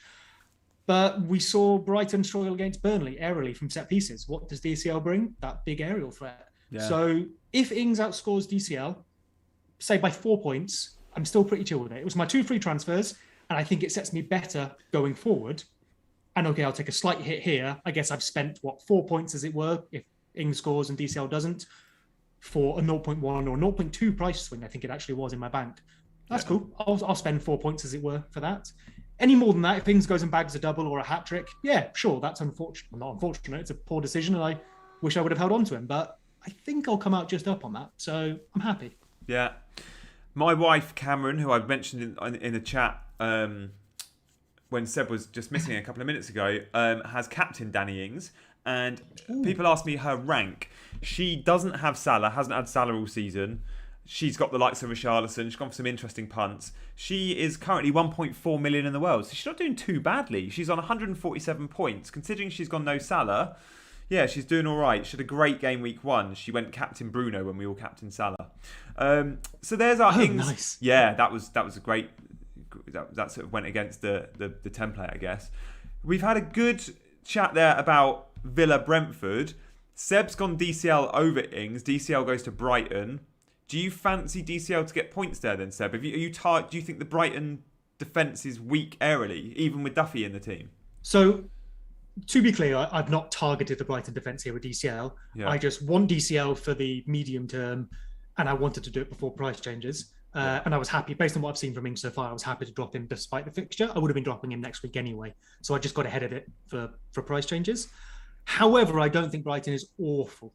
Yeah. They've got similar defensive numbers so far to Brentford, but that means nothing. It's 2 matches. But we don't have Brentford data otherwise. Yeah. And if you wanted to pick out anything they'd been weak on, in that first week against Burnley, they were quite poor under the high ball from set pieces. We saw Tarkowski cause them quite a few problems. Yeah, we did. Well, we know Everton are going to try and hit DCL with crosses. So if I'm trying to reach and claim I've made a good transfer, I would point towards that. But I've done it for price change reasons. Yeah, okay. Let's go for predictions on all these. Seb, let's go quickly back to Villa Brentford then. Score prediction. Oh, goodness. So We should so superfluous, isn't it? we should be recording these. Let's go home win, away win, draw. Draw Villa Brentford. I'm going home win Villa. Brighton Everton.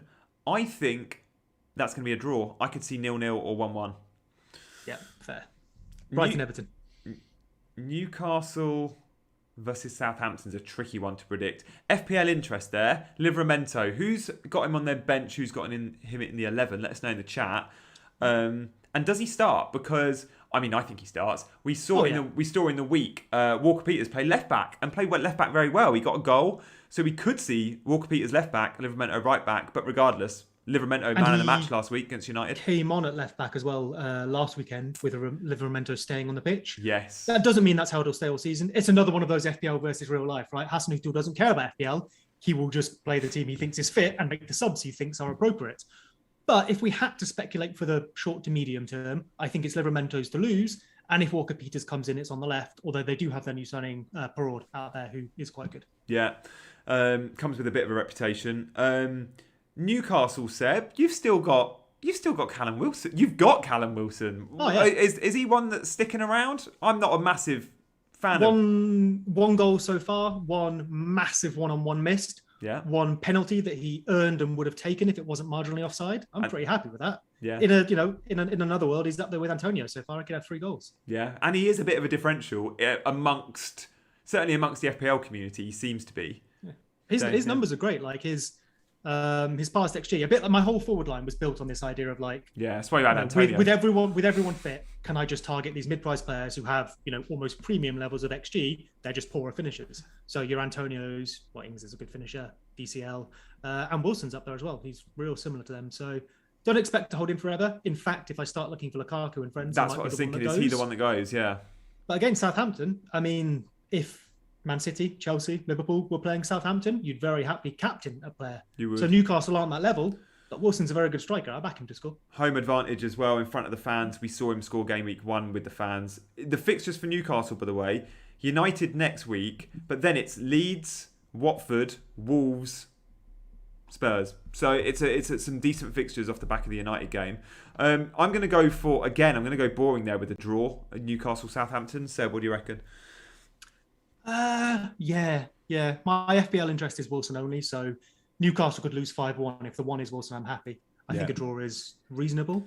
Maybe it depends what we see from Southampton. They're kind of, sometimes they lose 9-0, but sometimes they're very impressive. It maybe just depends how they deal with a full Newcastle. Confidence should be high. They won in the week in the cup. They were very good at times against United in a 1-1 draw. Interesting to see how they step on. Obviously, they have lost Vestergaard. They have lost Ings. Ward-Prowse new contract is good for them. Norwich Leicester is the game I'm sweating on. Team news at 2:00 is massive for me. This could make or break my game week 3. I have got a free transfer. I didn't do what everyone did who owned Barnes, and that's sell him. Everyone that I know owned Barnes, flogged him in on Monday or Tuesday and got ahead of the Benrahma price rise. I don't have Benrahma, and I didn't make that move. Does that make me brave? Does that make me stupid? I'm not sure. But if Barnes scores today, it makes me a G. So, come on, Barnes. I need him in the 11. Seb, do you think he starts? Because I think Iheanacho comes into the team with Perez out. Can we still see Barnes in that 11?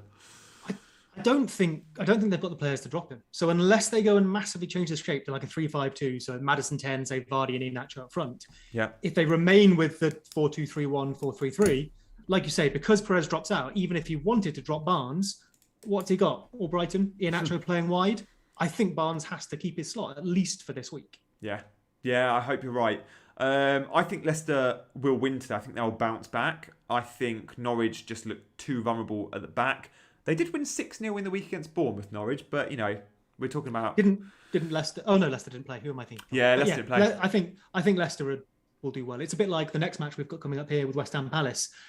We had a very good result from West Ham, poor result from Leicester. Yeah. It did look like going that way before the red card, but we maybe are pushing ourselves to the extremes here. You could see Palace being tough against West Ham. I've captained Antonio, but I'm not going to go expect 5-0 or anything. And likewise, I do think Leicester are too good for Norwich. Yeah, so you're going Leicester win as well. So let's go West Ham. We've both captained Antonio. It feels Which I like thought would be a differential, but me too. maybe not. Yeah. I decided on Monday night when I went to bed after watching Antonio with you, I kind of went, you know what, I'm going to go for it because he just looks so good. And I've been really enjoyed watching that flick goal again after we watched it live. Like I was on a high from that. And I was just committed to Antonio. And then by Tuesday, I think I saw a scout poll. By Wednesday, some of the big names in the community were doing vids about it. And I was thinking, damn, he's going to have like 100% effective ownership. Now, I don't know if it's quite 100%, but it's going to be sky high. But he does seem like the obvious pick if we don't fancy Bruno. Yeah. I mean, we started this, right? We started on Monday did. night with the Antonio captain. Yeah, it was our idea. No one else would have thought of it. Yeah, so when he blanks, don't come our way. Weirdly, I've seen a few people on Twitter this week actually now sort of go, well, if Antonio is going to be this captain, should I actually go for a Barnes or a Wilson or an Ings? Should I go even more differential? Which I think is maybe the wrong way of approaching it. I think so. You want to pick the player you think is going to score the most points. Antonio is differential in terms of we don't normally captain him, but it does sound like a lot of people are going for that. And I do think he has the best potential this week. So it doesn't matter how many people have captained him with me, with you. I'm very happy to have Antonio as captain. We're both home wins there. Zinchenko on at half time for Walker. If anyone's got Walker, you're only getting 1 point. Unlucky. And by the way, Saka has also been the one to make way, which is really telling to get El Neni in the team. And El Neni is needed, a DM. Interesting that Saka's been sacrificed, not Smith Rowe. So again, does that maybe drop them into I'd say 4 at the back, but it looks like it is still the 3 or the 5 it's here. almost And like then he's 3... obviously holding the DM position. So Smith Rowe and Odegaard probably both dropped in with Alba up front. 3-5-1. Hoping the wing backs can just provide it. Yeah, it's like a 3-5-1 almost. I think with Odegaard and Smith Rowe getting as close to Aubameyang as they can, but that effectively in a midfield 3 with El Neni. There's not really much Arsenal can do here. There isn't. It's 3-0. They're not coming back from that. It's one of those where you just go, can we call off the second half? Go home. Thanks very much. Because what do you do here? Do you just think a goal difference? Is that all they're playing for?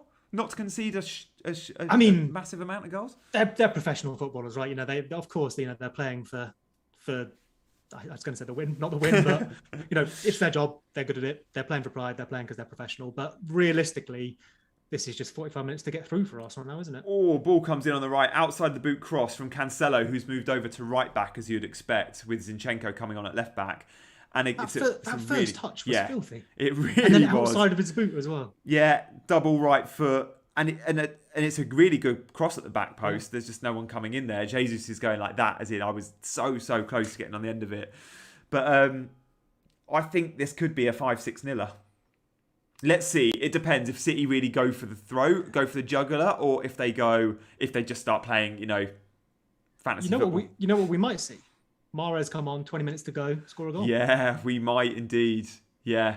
Who else? Okay, let's have a look at that Man City bench, because this will be Pep trying to give minutes to players as well. We could see Sterling coming on. We could see the likes of, your Doyles or your Palmers coming on even, because they're 3-0 up. These guys will get some minutes. Possibly why Walker's come off. Unless there's a knock or an injury, he's maybe just thought, job's done here, I'll give Walker a rest so he starts next time out. Champions League starts up again soon. Yeah. Had a very busy summer, obviously. And we've seen Pep do that on and off as well. He does often swap fullbacks at half-time or quite early in a match. Because again, I think, he wants a lot of work. Ooh, all across again from City there. And just too far ahead of, I think, Bernardo Silva this time in that sort of Gundogan position almost at the far post. How good is Cancelo, Seb? We've seen him on the left and he's always dangerous when he plays. But when he's on the right, you see those crosses. You don't see those crosses on the left. You see him cutting in field on the left more. Obviously, he cuts in field a lot on the right too, but he has this string to his bow if he plays as the right back. Already, we've seen more from Cancelo in attacking manner than we have from Walker in 2 minutes from Cancelo. It's that like De Bruyne position, that right channel, inside across right, the face of the box. Yeah, I really, really like him there. We spoke last season about when Gundogan came into form and came into people's minds, how that affected Cancelo and how they interchanged, both sort of trying to take up that almost number 10 position. Yeah. Whereas, as you say, on the right hand side, Cancelo is going to use his ability to put balls into the box. And when De Bruyne is fit, I really, really like that combination out there. Yeah. It was funny because he was so good last season, and Pep seemed to just go on this unbelievable run of starting him, 9 in 10 Premier League games. And then we got to the last month or two to the season, and it was like, oh, okay, is Cancelo first choice? And then we saw Walker and Zinchenko playing a lot, and Champions League final, Cancelo was left out. But it looks did like drop off a little bit, didn't he? Yeah. Like his both numbers and just performance. I think there was a few defensive errors, and he wasn't maybe getting involved further at the pitch as much. Yeah, I think you're right. I think there may have been an error or two in there. Overall captaincy, Seamus has said, Fernandes, 23%. This is of the entire game. Antonio, 17. Salah, 13. No matter what fixture Salah has, he'll always be fairly high. Son, 9. Ings, 4. Vardy, 4. So Bruno top still? Bruno's still top. Let's have a look at the effective ownership, I was talking to people about that in the week on Twitter. And it's one of those, FPL community or top 10K, whatever you want to call it, massively Antonio. But Bruno, away at Wolves, that's not enough for most people to take the captain off him, I think. So, yeah, I'm not surprised he's top. Although not by much, right? It's pretty spread out. Yeah. I'm just looking at the effective ownership of these guys. Looks like... Isn't Antonio on like 40% anyway? Yeah, he's like 40% owned, yeah. My effective ownership at my rank on Antonio is 152% this week. Yeah, top 10K, 168%. Salah's... Oh, City are in. Oh, so Grealish involved again. I think it's Bernardo Silva. He plays... Oh, my goodness. So good. As you can tell from just the way I'm like, it is kind of City deciding not to score there almost rather than us stopping them. Did he mean that, Grealish Bernardo again Silva? On the left-hand side. Sorry, Jen? That touch from Bernardo Silva, did he mean that? That little shimmy? I'm not even sure. Good. I think he was just improvising, trying to get around an Arsenal defender, but Bernardo Silva almost stops himself from scoring there by just never quite bringing the ball down how he wants it. Gundogan shot from range is blocked. But again, that little channel with Grealish, Bernardo Silva now is dropping into there instead of... we saw Torres and Jesus in the first half, even Gundogan. Arsenal are just open in that position. Yeah, they really are. And they now get the ball on the counter. Smith Rowe looks for Aubameyang, the only player in front of him. There's 3 or 4 City defenders around him. Just seeing the replay here.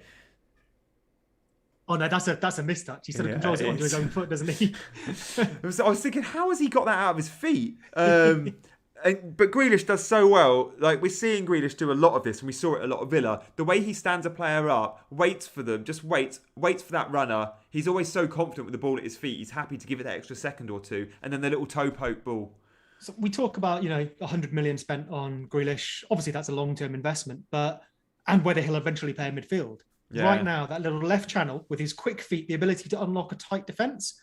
That's what City often need. Yeah, when Sterling doesn't got 10 men back. Yeah.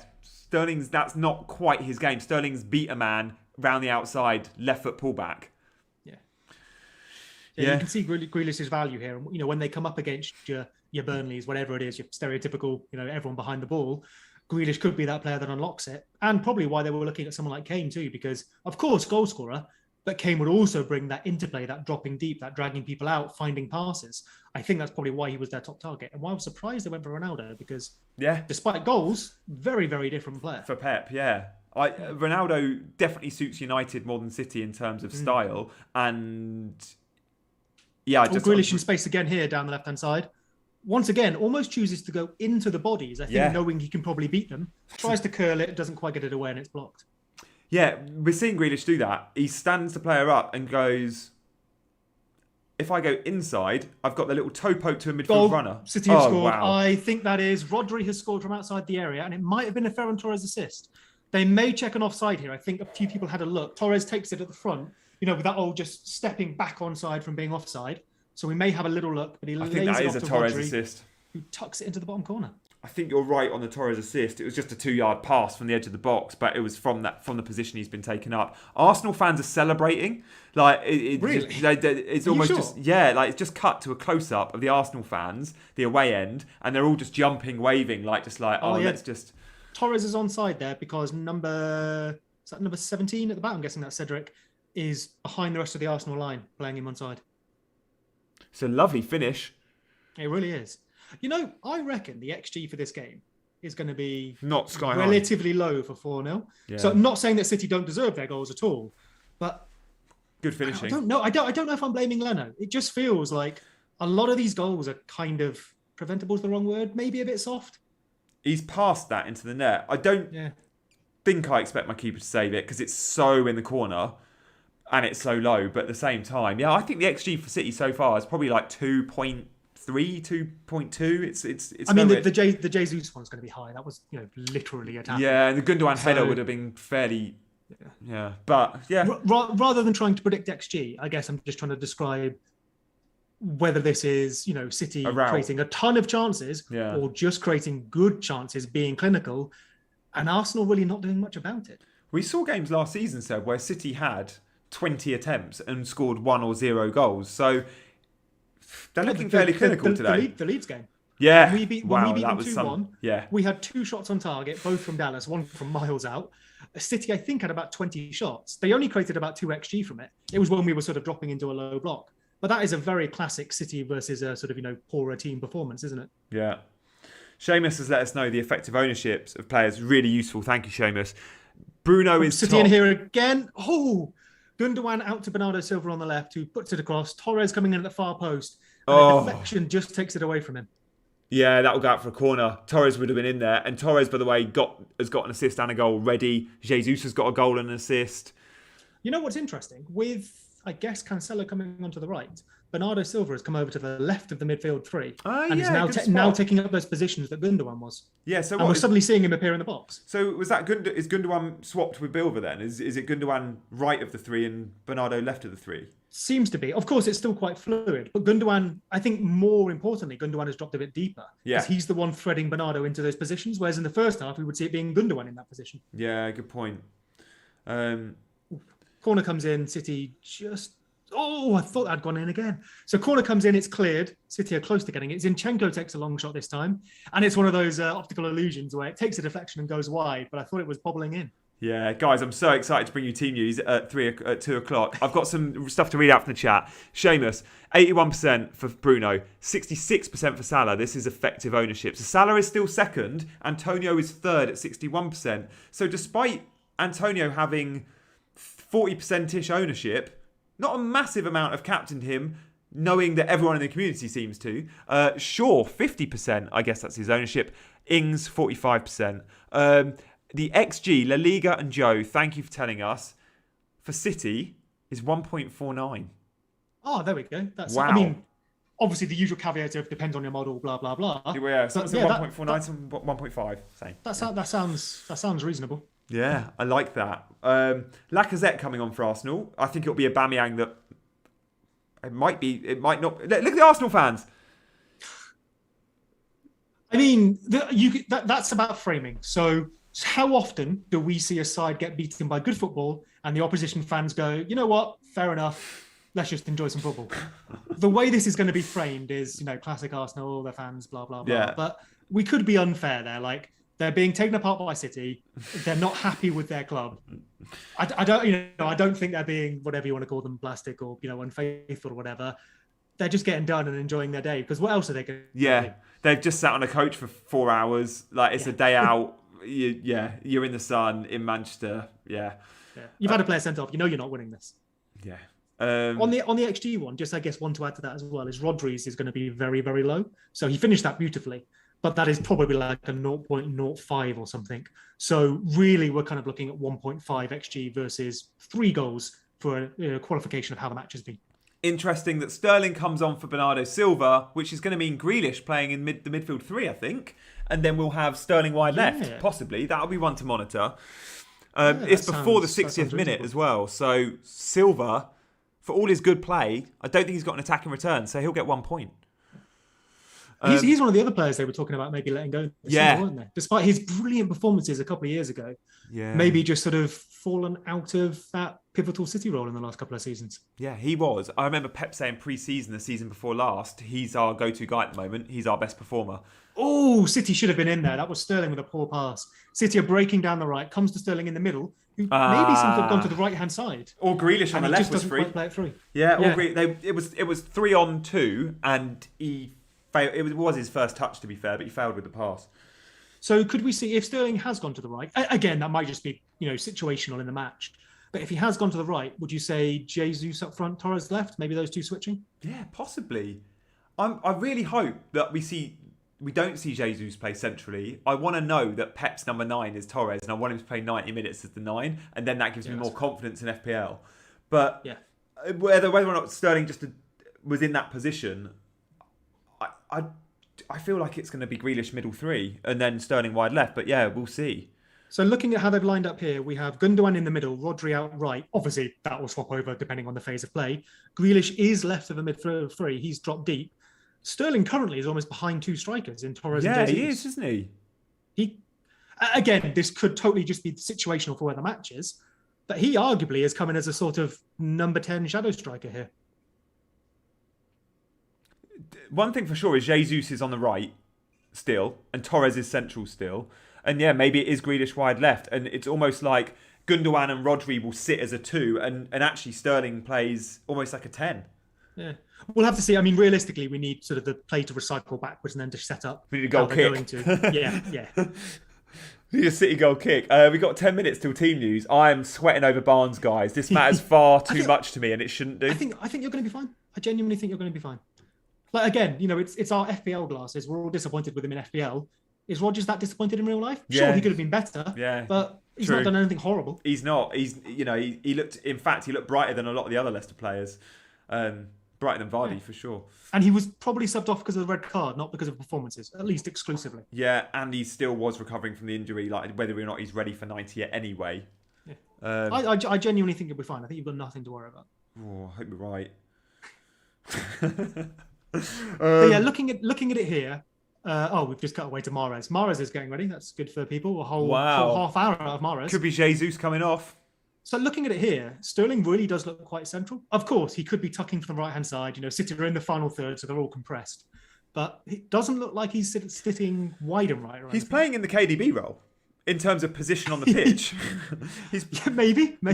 Grealish is definitely wide left or on the left. Who's Mahrez going to come on for? By the way, 60 minutes gone. So whoever comes off will get the additional appearance point and the clean sheet point if it's a Jesus or a Torres. It's going to be Torres or Jesus, isn't it? Really? Oh, yeah, I think so. If it's Torres, here we go. Excuse me, we won't speculate because I was going to say if, buts, and maybes as to where. Could we see Sterling as the 9? I was going to say it is Jesus. Jesus comes off, Mahrez comes on. So there Torres staying up front. So we would expect maybe Mahrez right, Sterling left, Grealish in the middle now. Excellent. Mahrez is doing the old switching positions, hand signals, so probably a bit of readjusting there. I love looking at City formations. I wish we had our new graphics on screen, Seb, because we can change in this.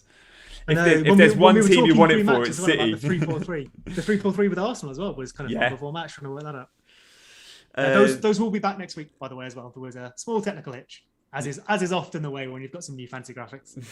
As often the way when Gianni's hosting the stream. I was being nice. 9 minutes to team news. Looking at this, Sterling is maybe up front. Yeah, does. I mean, they're just all over, aren't they?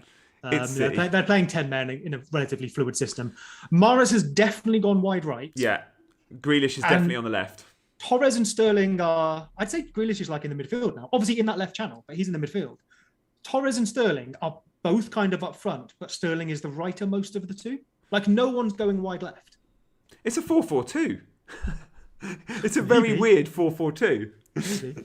I mean, we've seen all the build up on the right hand side as well. So for all we know, it's just because again that's where the ball is. So they're pushing over there and forming into that shape. Oh, was that? It was Rodri in the box. No, Laporte. Laporte stayed up. Yeah. Suggestion of a defender, says Bernardino, to replace Tsimikas. I would replace him with Livramento if you're going long term. Depends what you need as well. If Tsimikas was a starter for you and you need a starter, that's obviously different to if you're now going to bench him. True. Go for Luke Ayling if you've got a 4.5. That's a good shout. Leeds got some tasty fixtures. Or Wolves, Connor Cody, 4.5 with Wolves fixtures. Nice.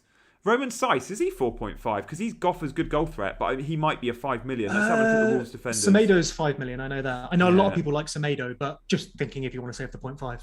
So Saiss is 5, Kilman is 4.5, so you go Cody. Marçal, if he does continue playing as a wing back, then Marçal's also 4.5. Semedo's had a drop in price at 4.9. Worth monitoring. Yeah. If only he was good. So looking how City have lined up now here, to contradict myself, Grealish did now take up that left channel on the left-hand side. Yeah. It does just seem to be Rodri and Gundogan in the middle. Both... Cancelo maybe tucking a bit. Mahrez going out wide. Against 10 men, maybe Pep is just happy to go, you know what, there's 2 in the middle. and then one of Grealish or Cancelo come and fill it when the ball's on their side. If you're a Mahrez owner or a Sterling owner, you're getting half an hour against 10 men Arsenal, and you've got, I don't know, your first sub is Livramento. You're very happy. Oh, yeah. I mean, this is almost, if a Sterling had started, but Arsenal had never gone down to 10 men, it's almost an equal chance of getting a goal, you'd think. Yeah. I'm just thinking of Ted. So Ted, who obviously hosted Breakfast Club this morning, you guys will all know on the channel, he has Mahrez in his 11, and his first sub is Luke Ayling. What would you prefer? Half an hour of Mahrez or Luke Ayling against Burnley? So I think we might keep a clean sheet against Burnley, but Luke Ayling will almost certainly play right centre-back in a back three. So you probably aren't getting any attacking returns. So yeah, I'd probably rather have Mahrez. And you're saying this, Seb, because Sterling is in here. Oh, cleared out for a corner. Sterling gets in behind from the left, and is looking probably actually to try and have a shot there from a tight angle, and it's just cleared away from the corner. Grealish creates it. Grealish the creator once again. With his little toe poke pass. Yeah. It's just what he's been doing all game, standing someone up on the left, whether that's tight or wide, and looking to progress the ball inside. Yeah. We haven't previewed a few games of the weekend. We've got all the 3 o'clock kickoffs out of the way. Let's turn our attention briefly to Chelsea versus Liverpool. Liverpool have kept 2 clean sheets. They've looked vulnerable at times, even against Norwich. Alisson's made a couple of good saves already this season. Do we think Chelsea score? And do we think Lukaku is one we should be looking to identify before the fixture swing in game week 7? They got Villa next week, remember. If he scores today, his price is going to rocket. Yeah. I think, as you said, I think Chelsea probably score. Liverpool have only not conceded because Alisson is world-class so far. Yeah. Doesn't mean that'll continue. Both their centre-backs are coming back from injury. We know they've been good defensive in the past. The way Liverpool defend often maybe makes it look, like by eye, I thought they looked pretty dodgy at the back. But the way they defend maybe makes it look like that sometimes. We've spoken about Van Dijk will stand off and try and make interceptions. We know they push high, so they might give away big chances. Yeah. I think Chelsea are well set up to take advantage of that. And they're a good team. They're probably better than Liverpool, if we're honest. So I think Chelsea score. Liverpool at home, down to whether they can break the Chelsea defence down, really. What do you reckon, Gianni? Yeah, it's going to be... I could see 1-0 Chelsea. It's going to be really tight. I do think we can keep clean sheets against anyone now. Like we've shown in our Champions League run, we can keep clean sheets against anyone. So yeah, can we keep Salah quiet? Can we keep Jota quiet if he starts? I actually think Firmino might start today, and Jota owners might be disappointed. I think you definitely start Firmino in this match. It's the game you start Firmino in, right? Yeah. So yeah, I could see Lukaku getting a goal. I really can. I think confidence is high. Yellow card there for Rodri, I think. Tackle on Tierney. Danilis thinks 2-2. These games often disappoint and they're quite boring. So yeah, let's see. Don't know if that was a yellow. We're Arsenal in there. Not quite. Long ball over the top to an Arsenal player. A bit speculative, and nothing really comes of it. We have Lacazette on them, by the way, and I think he might have come on for Aubameyang. Right. Yeah, we did see Lacazette was ready to come on, so it was a straight switch. Again, Smith Rowe getting 90 by the looks of it. Yes, indeed, yeah. Although, since half-time, we have seen literally nothing from Arsenal, which is not unfair. Yeah, I don't think Ederson has made a save all game, actually. Let's have a look at the save points. I don't think... he made... Oh, no, it was offside, wasn't it? Yeah. The shot? Yeah, maybe, actually. I don't know if Arsenal have had a shot on target. That's why we don't pick often, Alisson's and Ederson's in FPL. Like, they're not that much more expensive than Martinez. 5.5. City chance, Mahrez. Oh, good save. Don't know if it was onside, but Mahrez over to the back post, and I think it's Sterling with the header. Gets a little bit under it, and Leno turns it over the top. Oh, I'm just about to see it now. It's a lovely little ball from Mahrez. Oh, cracking save. That is another left-hand side in terms of City, right-hand side in terms of Arsenal. Yeah. Just player being free, having all the time in the world to do what they want. And Sterling's coming inside here again. Oh, I thought that was in. Sterling from the corner. He cuts across on the left, goes to dummy to shoot, goes across one more time, looks to curl it into the far post and just puts it wide. But Leno is stood there watching that. Sterling and Mahrez last week both came on against Norwich and both got a goal. You can easily see the same again today.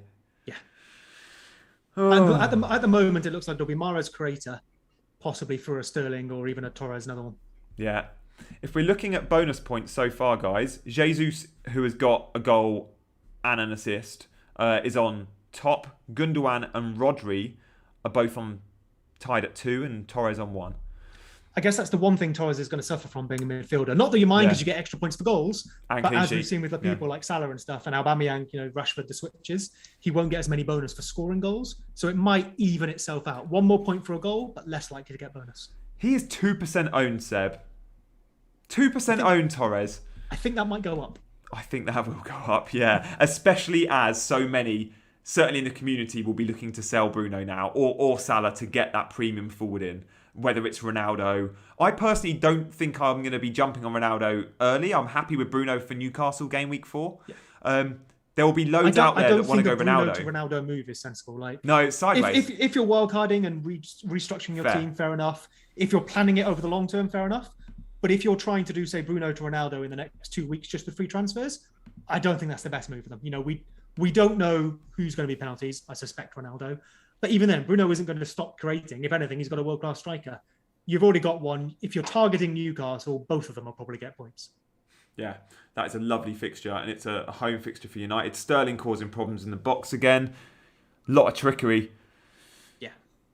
You know what I could see myself having in the next couple of weeks? I mentioned, I think it was just before we went on, Benrahma, just brought him in, maybe having him for 2 or 3 weeks, then dropping maybe like a Fernandes, trying to move some money up front. So I could see myself having both Torres and Smith Rowe for their decent fixtures and having, say, a Lukaku or Ronaldo up front, something like that. Yeah, that's nice. What would you do with Greenwood, Seb? We're talking about Ronaldo because I've got Greenwood and I'm thinking, again, another way of me making some money is in a couple of weeks. I want Greenwood for Newcastle, but then I'm starting to think maybe Rashford will be back soon with Ronaldo coming in. Fewer minutes. I wonder if Greenwood's a little bit Jota. The season started well, you take your points and then maybe you run. Yeah. Again, I don't think it's a priority. If Newcastle is a good fixture, it's still a good fixture for Greenwood. He's probably just not going to play up front now. But I actually think his numbers off the right have been better in the past. Barnes starts. There we go, mate. Come on. One change. No problem. Oh, wow. Tweet this. I've been refreshing the Leicester Twitter feed at like 59 and then who's coming for Perez? Yeah, all Brighton. Yeah, easy. That's what we thought. That is kind of what you said, isn't it? I thought Iheanacho was going to come in. I think only with a change of shape. Yeah. And Antonio starts for West Ham for anyone that cares. Oh, good. Said Benrahma starts on the left again. Well, we think the left. Pablo Fornals and Jared Bowen start there as well. Let me know if you see any other big team news. Danny Ings. Yes, the Aston Villa one might be interesting, but I don't think we've got that yet. Brighton, just Dunk starts. Basuma starts. Shane Duffy does start. Duffy does start. Great. That'll be helpful. No one's got Palace players, but the back two is the new partnership of Gray and Anderson for Antonio. So that'll be interesting to see how Antonio gets on against those two. Mitchell and Ward on the left and right. The West Ham team looks unchanged from the other night. It's Fornals, it's Bowen. Why would you? Yeah, exactly. Dawson and Ogbonna at centre back. It's a back four. And Villa, Danny Ings does start. Does Ollie Watkins start? No, El Ghazi, Buendia and Ashley Young. That makes me feel a lot better about losing Danny Ings because I think they need Ollie Watkins. I mean, it's early days. They've restructured their attack, but I've been super unimpressed so far. I really think they're missing Watkins and time. They need time. But as an FPL manager, we don't have time. He's on the bench, Watkins. Interesting for Tony owners, there is no Tyrone Mings in the 11. I can see Konza, Tuanzebe, Cash and Target as a back four. So Tuanzebe comes into centre-back. Midfield has got Douglas Luiz, as you'd expect, and Chukwuemba. And then Ashley Young, Buendia and El Ghazi are the three behind Ings. Interesting. I rate Konza higher than Mings. A lot to say that. But no doubt that losing Mings is obviously not ideal, but might be Konza versus Tony rather than Mings versus Tony. Yeah. Calvert-Lewin starts with Richarlison, with Andros Townsend and Damari Gray, the two wide men you want feeding Calvert-Lewin that just want to get to the byline and cross the ball. That's nice for DCL owners. Luca Dean starts. Pickford starts. Interesting one on Dean. I've got Dean, so obviously would like him to do well. I think their defence has been unfortunate so far. I feel like I need to have a look at this properly, maybe watch the match later. But we're talking about crossing and DCL getting on the end of those, but it's all been those wingers so far. I don't think Luca Dean has been the one crossing. He's been on a lot of set pieces, which is good. Yeah. But that is something to keep in mind for anyone like me who has got Luca Dean and is happy with those fixtures, but we want to keep an eye on that attacking potential, especially if we're looking to move money up front. Yeah, the idea of Rafa coming in and possibly doing what he did at the end of his time at Newcastle, playing with wing-backs, it was like, okay, great, Luka Dean could be perfect in that system. He's not done that. He's played with the back four, and he wants his wingers in a 4-4-2 very wide, which does limit your fullbacks. Don't get me wrong, I'm super comfortable having Luka Dean right until game week 11. Like, they've got great medium-term fixtures. Set-piece threat is huge. But I wouldn't mind a little more attacking from open play. Yeah. Livramento starts, as does Walker-Peters. So left. Yeah, new signing, the French lad, 10.8 million from wherever he was, Peroud. Gianni, Arsenal have the ball in Man City's half. Come on! Oh, it's over. Never mind. Odegaard's come off, by the way, for Maitland-Niles. So that was the third sub. Ainsley Maitland-Niles is on. So Lacazette on his own there, driving forward on the left, actually doing quite a good job. No other Arsenal players with him, which is not unfair. They're knackered and down to 10 men. And he gets swarmed by City and gives it away in the end. And Sterling is away into the box. Ooh, good defending. I think that was a ball over from, was it Cancelo or Mahrez there? Similar colour hair from this distance out. Sterling gets it and is well marshalled by Rob Holding in the end. Guys, 4.0 defender, Brandon Williams starts, who only signed like yesterday or the day before, starts for Norwich. Nice. Gianni Alulis on the bench. So Brandon Williams, your other 4.0 option. If you want a Norwich defender, you go Livramento if you can afford that. Might be so I've still got Tsimikas, only because I made other transfers. And I don't think it's a priority. He goes on my bench. I've got Luka Dean, Shaw and Trent Alexander-Arnold to start. Yeah. So if I do lose him in the future, though, just to try and bank some money and get a playing player, I probably would go for Williams, I think. So I'd have Livramento, Williams, and then those three first choice defenders. Yeah. I'm happy about that. Yeah, man, well played. Yeah. Come on, Barnes. Now I just need the points. Yeah. Well, you've got two, hopefully. Yeah. I think he'd be fine. Like, I've not been too excited about him this season. Like, his stats are kind of average from last year as well. He always looks exciting when he's playing, though, which is encouraging. I think you could get a goal or assist. You'd be happy with that, and then you lose him. One thing I'll get is a shot. The bloke shoots on sight. He's as greedy as you'll find in an FPL asset. Probably up there with Salah in terms of greed. Speaking of shots, this is a dodgy segue. I was looking earlier at just Ronaldo. We were talking about how he plays. I was looking at his FBref numbers from the last 365 days. So Ronaldo's? Did you say? Yeah, Ronaldo's. Yeah. So, you're mentioning earlier about, he's kind of become a poacher. He's up there 96th percentile for non-pen XG, which you'd pretty much expect. Yeah. 37th percentile for expected assists. So really not trying to provide balls for other people. And then we were talking about his dribbling and whatnot. His 84th percentile for dribbles completed, which is good, but certainly not towards the top. Yeah. Interestingly, he's in the 98th percentile for progressive carries. Wow. So he is carrying the ball forward and progressing the ball in that way. Yeah. But maybe not completing one-on-one dribbles. And the one thing to keep in mind with that is these numbers are he's playing for a dominant Juventus side. So, of course, he's going to have more ball. Of course, he's going to progress it more. So I'd say that probably weakly, but does point towards what we were saying about him really being involved in goal scoring and not much else. And his defensive numbers, as you would expect, are nothingness. Hilariously, he's in the 1%, the first percentile, so the worst you could be for pressures. So we know that, right? He's going to do nothing. As you might expect. Zero defensive. Oh, City are in here. Oh, he should score. Is that Sterling on a 1-on-1? It is. Good save from Leno. Whoever put that ball through, you'll see the replay in a minute. I think comes from right back. It's probably Cancelo. Brilliant ball through to Sterling, who stays on side, 1-on-1. Leno stays on his feet, and he just saves it with his feet. Should he have scored, Gianni? I stopped myself from saying it. It was a Sterling 1-on-1, which I never feel confident about, if I'm honest. It's not an Aguero 1-on-1. Do you know? Sterling has only ever underperformed his XG once, and that was last season. Before then, he'd always overperformed. Okay. I say overperformed, that's the wrong word. He'd exceeded his XG. Oh, yeah, I've just seen it now. That's a nice ball. Is that Mahrez? Because I'm guessing left-footed. Was it Mahrez? Leno does really nicely there. I think Sterling is going for the tuck it under the keeper, as opposed to trying to put it round him and miss-hitting it. And Leno does that nice thing that we used to see De Gea do a lot, which is, go down on one knee, keep the other up, spread himself, which kind of blocks that nutmeg chance. And Michael Owen used to say it: keeper's legs, 1-on-1, aim for the keeper's legs. So De Gea was one of the first that we kind of realised was constantly stopping those, and it's going down like a fielder in cricket. And it's really similar to Leno there. I mean, I'm at risk of sounding, young and stupid, but I feel like we never used to see that until De Gea or other goalkeepers started popularising it. Yeah. You often used to see they'd come out, obviously legs spread, go down. maybe trying to spread the angles as opposed to, between themselves. Whereas De Gea really did come out with that, one knee going down to try and block between his legs. Yeah. They used to hit the deck quicker, keepers, and even Schmeichel, who would go out and make himself as big as possible, the legs were always open. But that's a natural evolving thing, right? Because if all goalkeepers now come out trying to block the nutmeg, strikers will start going around them again, and then goalkeepers will start spreading themselves, and we'll go round in a full circle. Yeah. If Michael Owen was playing today, he would not be saying aim for the keeper's legs. Of course. Yeah. I think it was a Mahrez pass. Yeah, you're right, Danilis. It was the left foot of Mahrez, as Seb pointed out. The Mahrez hair dye, along with the Cancelo hair dye, and they've both been on their summer holidays and got really good tans. It's confusing at times. They both love that take the ball into feet and then just shift it to the side. It's that little body movement. When I see that, I'm like, that could be either of you. Yeah, and they both have the same eye for an assist like that. Arsenal fans leaving, as you might expect.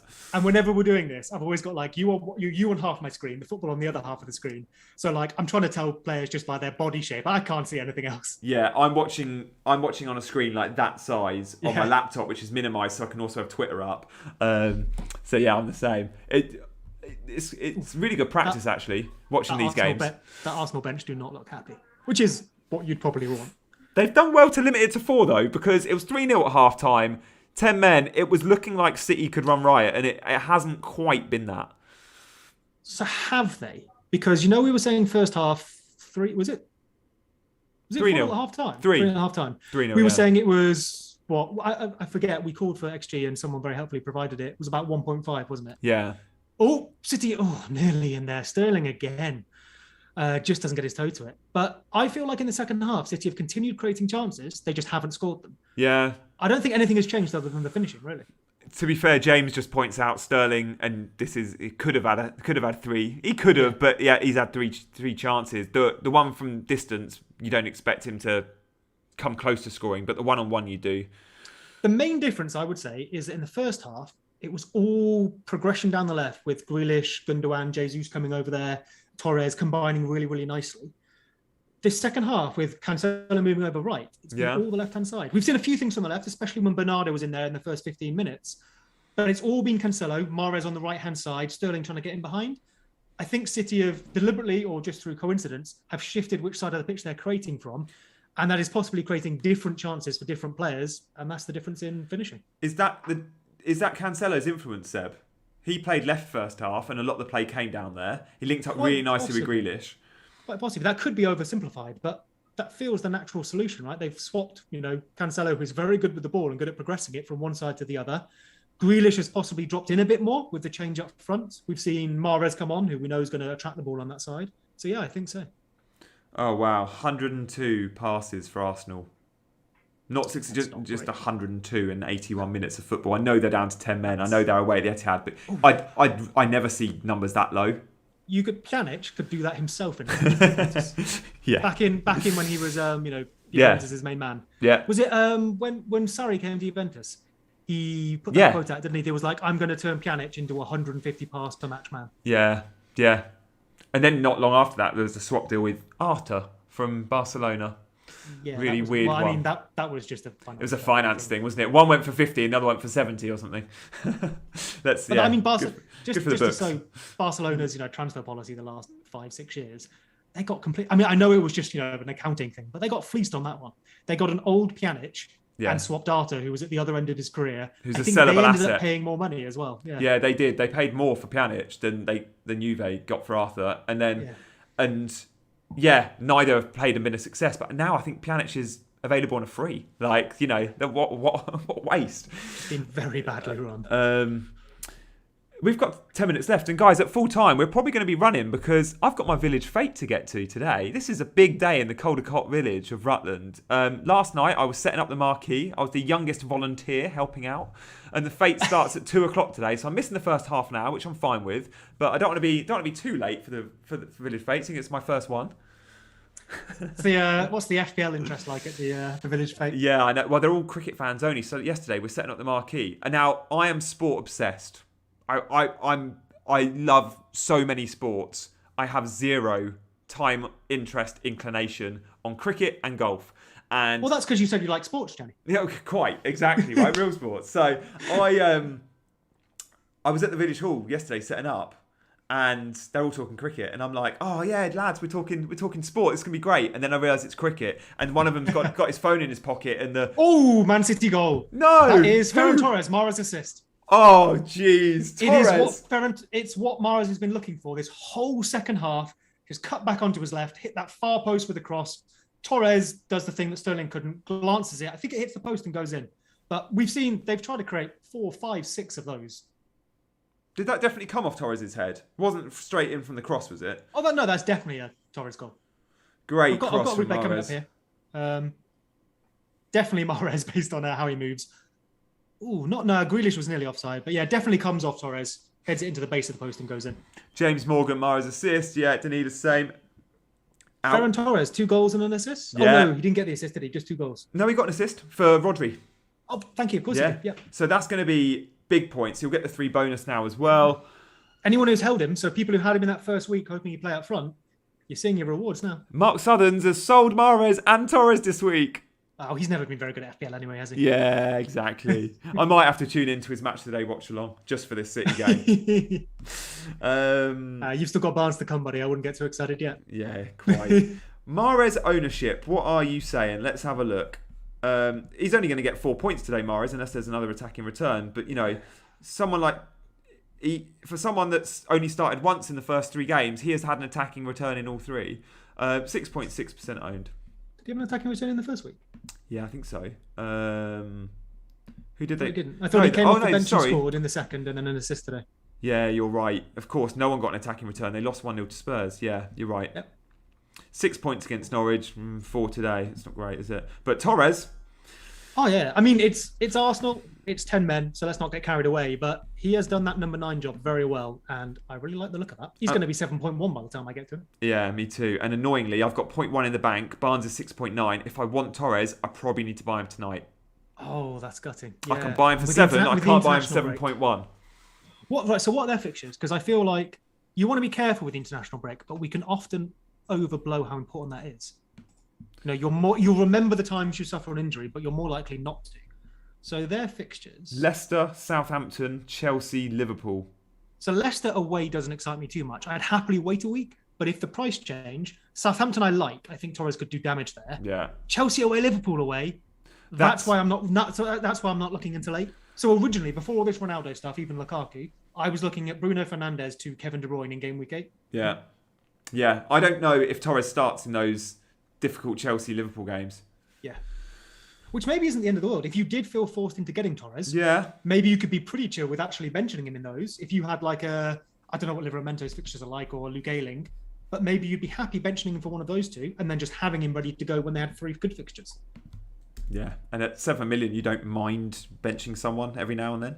If I'm honest, it feels a bit speculative. Like, unless you're in your position where you're really tight on cash and you desperately want a player, I'd probably say wait, because we're starting to say not only get a player before an international break, but get him and then bench him for 2 out of 3 weeks. Yeah, it also doesn't help my... Go on, Seb, what did you see? I said Smith Rowe going down for a penalty there. It's not given, but probably the only piece of attacking intent we've seen in this second half, and it's Smith Rowe. Yeah. It's a good run. It's a really good run. And City might be in here again. Mahrez over the top for Sterling. Arsenal have got back. Ooh, he tries to lay on a plate for Torres. It comes straight back to him. He's now dancing around, and I think they'll send it back and recycle it. Grealish over on this right-hand side. Mahrez on the edge of the area. Oh, it's blocked. Mahrez so involved since he's come on. To be fair, he's looked really sharp.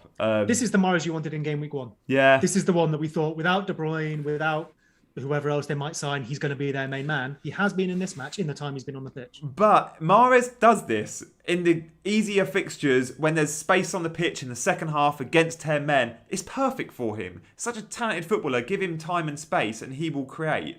But it doesn't often work like that. They often will play tougher opposition, or they play against 11 men, or they're not at home, and they don't have that luxury. But when he has it, he looks as good as anyone. He looks like KDB 2.0. That's why people were targeting that Norwich fixture. But that's the thing that sort of worries me. Not quite as much, but worries me with like a Reece James. You know, if you get him and then you have that Norwich fixture and that's the one he misses, it's not just, you know, you say he plays 4 in 5, but missing Norwich isn't 1/5 of his points. It could be half his points he's going to get at that time.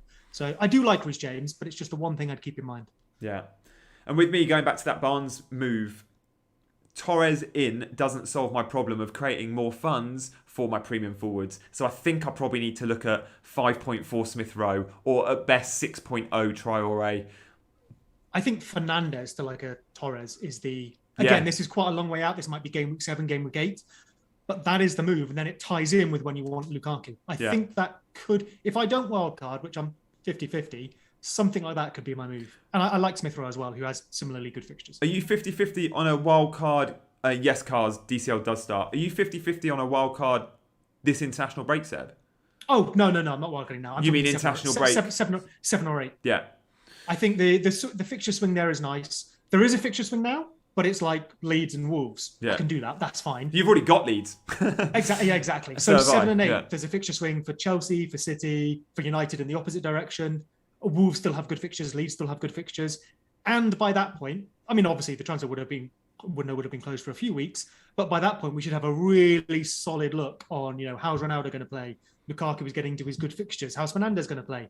So I think that's probably the optimum time, unless you're holding it until much later in the season. Yeah. The other thing to consider with Torres, those might be looking to buy off the back of today, Gundogan officially gets man of the match, is the transfer. Yeah, I'm surprised at that. Kind of. I'm not saying that's unfair, but I feel like Grealish, Torres, Jesus was really good first half. I mean, it's a couple of good crosses, but yeah. Cancelo's been bright. I'd give it to... I mean, I'd probably give it to Torres. Maybe I'm being biased by just the goal scoring, but he's done the thing City are trying to spend 100 million on, and he's done it really well. Yeah. Without Torres today, I mean, hey, they probably win 3-0. But he's been the reason for a couple of those goals, whereas I think Grealish has been more influential than Gundogan in terms of creating the chances. Was it that third goal as well? Torres, I spoke about it in detail. I love the way how he just picked the ball up from Ederson, carried and released Grealish. Mahrez nearly. I think it was Grealish providing for Mahrez. Classic Mahrez. Right-hand side, cuts in, goes for near post, and Leno saves it. Encouraging signs to see the likes of Grealish and Torres getting 90. They're the two I'm looking at, if I'm honest. If City players, it's those two for the price, for the fact they're midfielders, and they seem to be flavour of the month with Pep. Another reason to hold on as well, we really need to see this City team with De Bruyne. So we know rotation will occur, but we want at least some sort of idea of who's the one who drops out for De Bruyne. Possibly not Grealish or Torres, but then how does it affect their positioning? You know, does it suddenly all become about De Bruyne and Grealish sees less ball? Or does Grealish suddenly get more space because people are marking De Bruyne? Or is KDB going to be playing number 9 this season? We just don't know. Like, maybe KDB's the number 9 this season. I mean, again, against Chelsea and against Liverpool, I reckon he probably is. I think De Bruyne probably does play up front. Mahrez is in. Is that Mahrez? That is... Oh, no, that's Cancelo. I've done the thing. That is Cancelo. Cancelo in, ball over the top. I think he's onside. Good save from Leno. Gundogan creates it. If he is onside, that'll be a corner. 0 attempts on target for Arsenal. 1 attempt. He's onside by a mile. That is some very bad tracking. So Cancelo is basically playing right centre mid to start with. He just runs into an empty space. No one goes with him, and no one picks up his run. He's miles onside, which means it is bad defending because it's not like he's just timed it perfectly. Lovely ball. And he just doesn't quite bring it down to finish it. Acres of space. He brings it down on the penalty spot. Acres of space. Normally, I'm not one to jump on Arsenal's defence, and it is Man City, but they have looked very poor today. I'd like to see what the numbers say. It's not necessarily the XG they will have conceded. It's kind of the type of those chances. The not picking up a runner or just letting someone have 2 touches in the penalty box when you're 6 yards out. Those kind of things feel like indicative of, you know, what your Match of the Day pundits are talking about when we talk about Arsenal's defence. Amidared says, what time is it? It's 5 past Leno. I love that. Very good. We need that in the chat. Nice contributions, team. It's 5-0. There's a minute left. We're going to start to say our goodbyes, guys.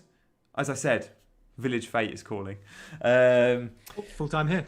There we go. So we've seen Man City 5, Arsenal 0. We've seen points all over the place for your Man City attackers. If you've given faith to Mahrez, you've stuck with him, or you've gone with a Torres or a Gundogan. Loads of sellers on Gundogan. Yeah, points are plenty. Man City keepers, defenders all with clean sheets as well. And we've learned nothing new about Arsenal. Like, they had a man sent off, which is always going to make this harder. We expected them to lose. They've not looked all that in the first couple of matches. This isn't the Arsenal side that we're going to be targeting for the better fixtures. But hey, it's also not encouraging. Yeah. Good stuff, guys. We'll be back next weekend. We'll have fancy graphics next weekend with the 11s, with the points, the bonus points all on show. We'll get it in. We'll get it done nice and early. Do tune in to Scout's tweets to know which game we're doing. We pick a game each weekend.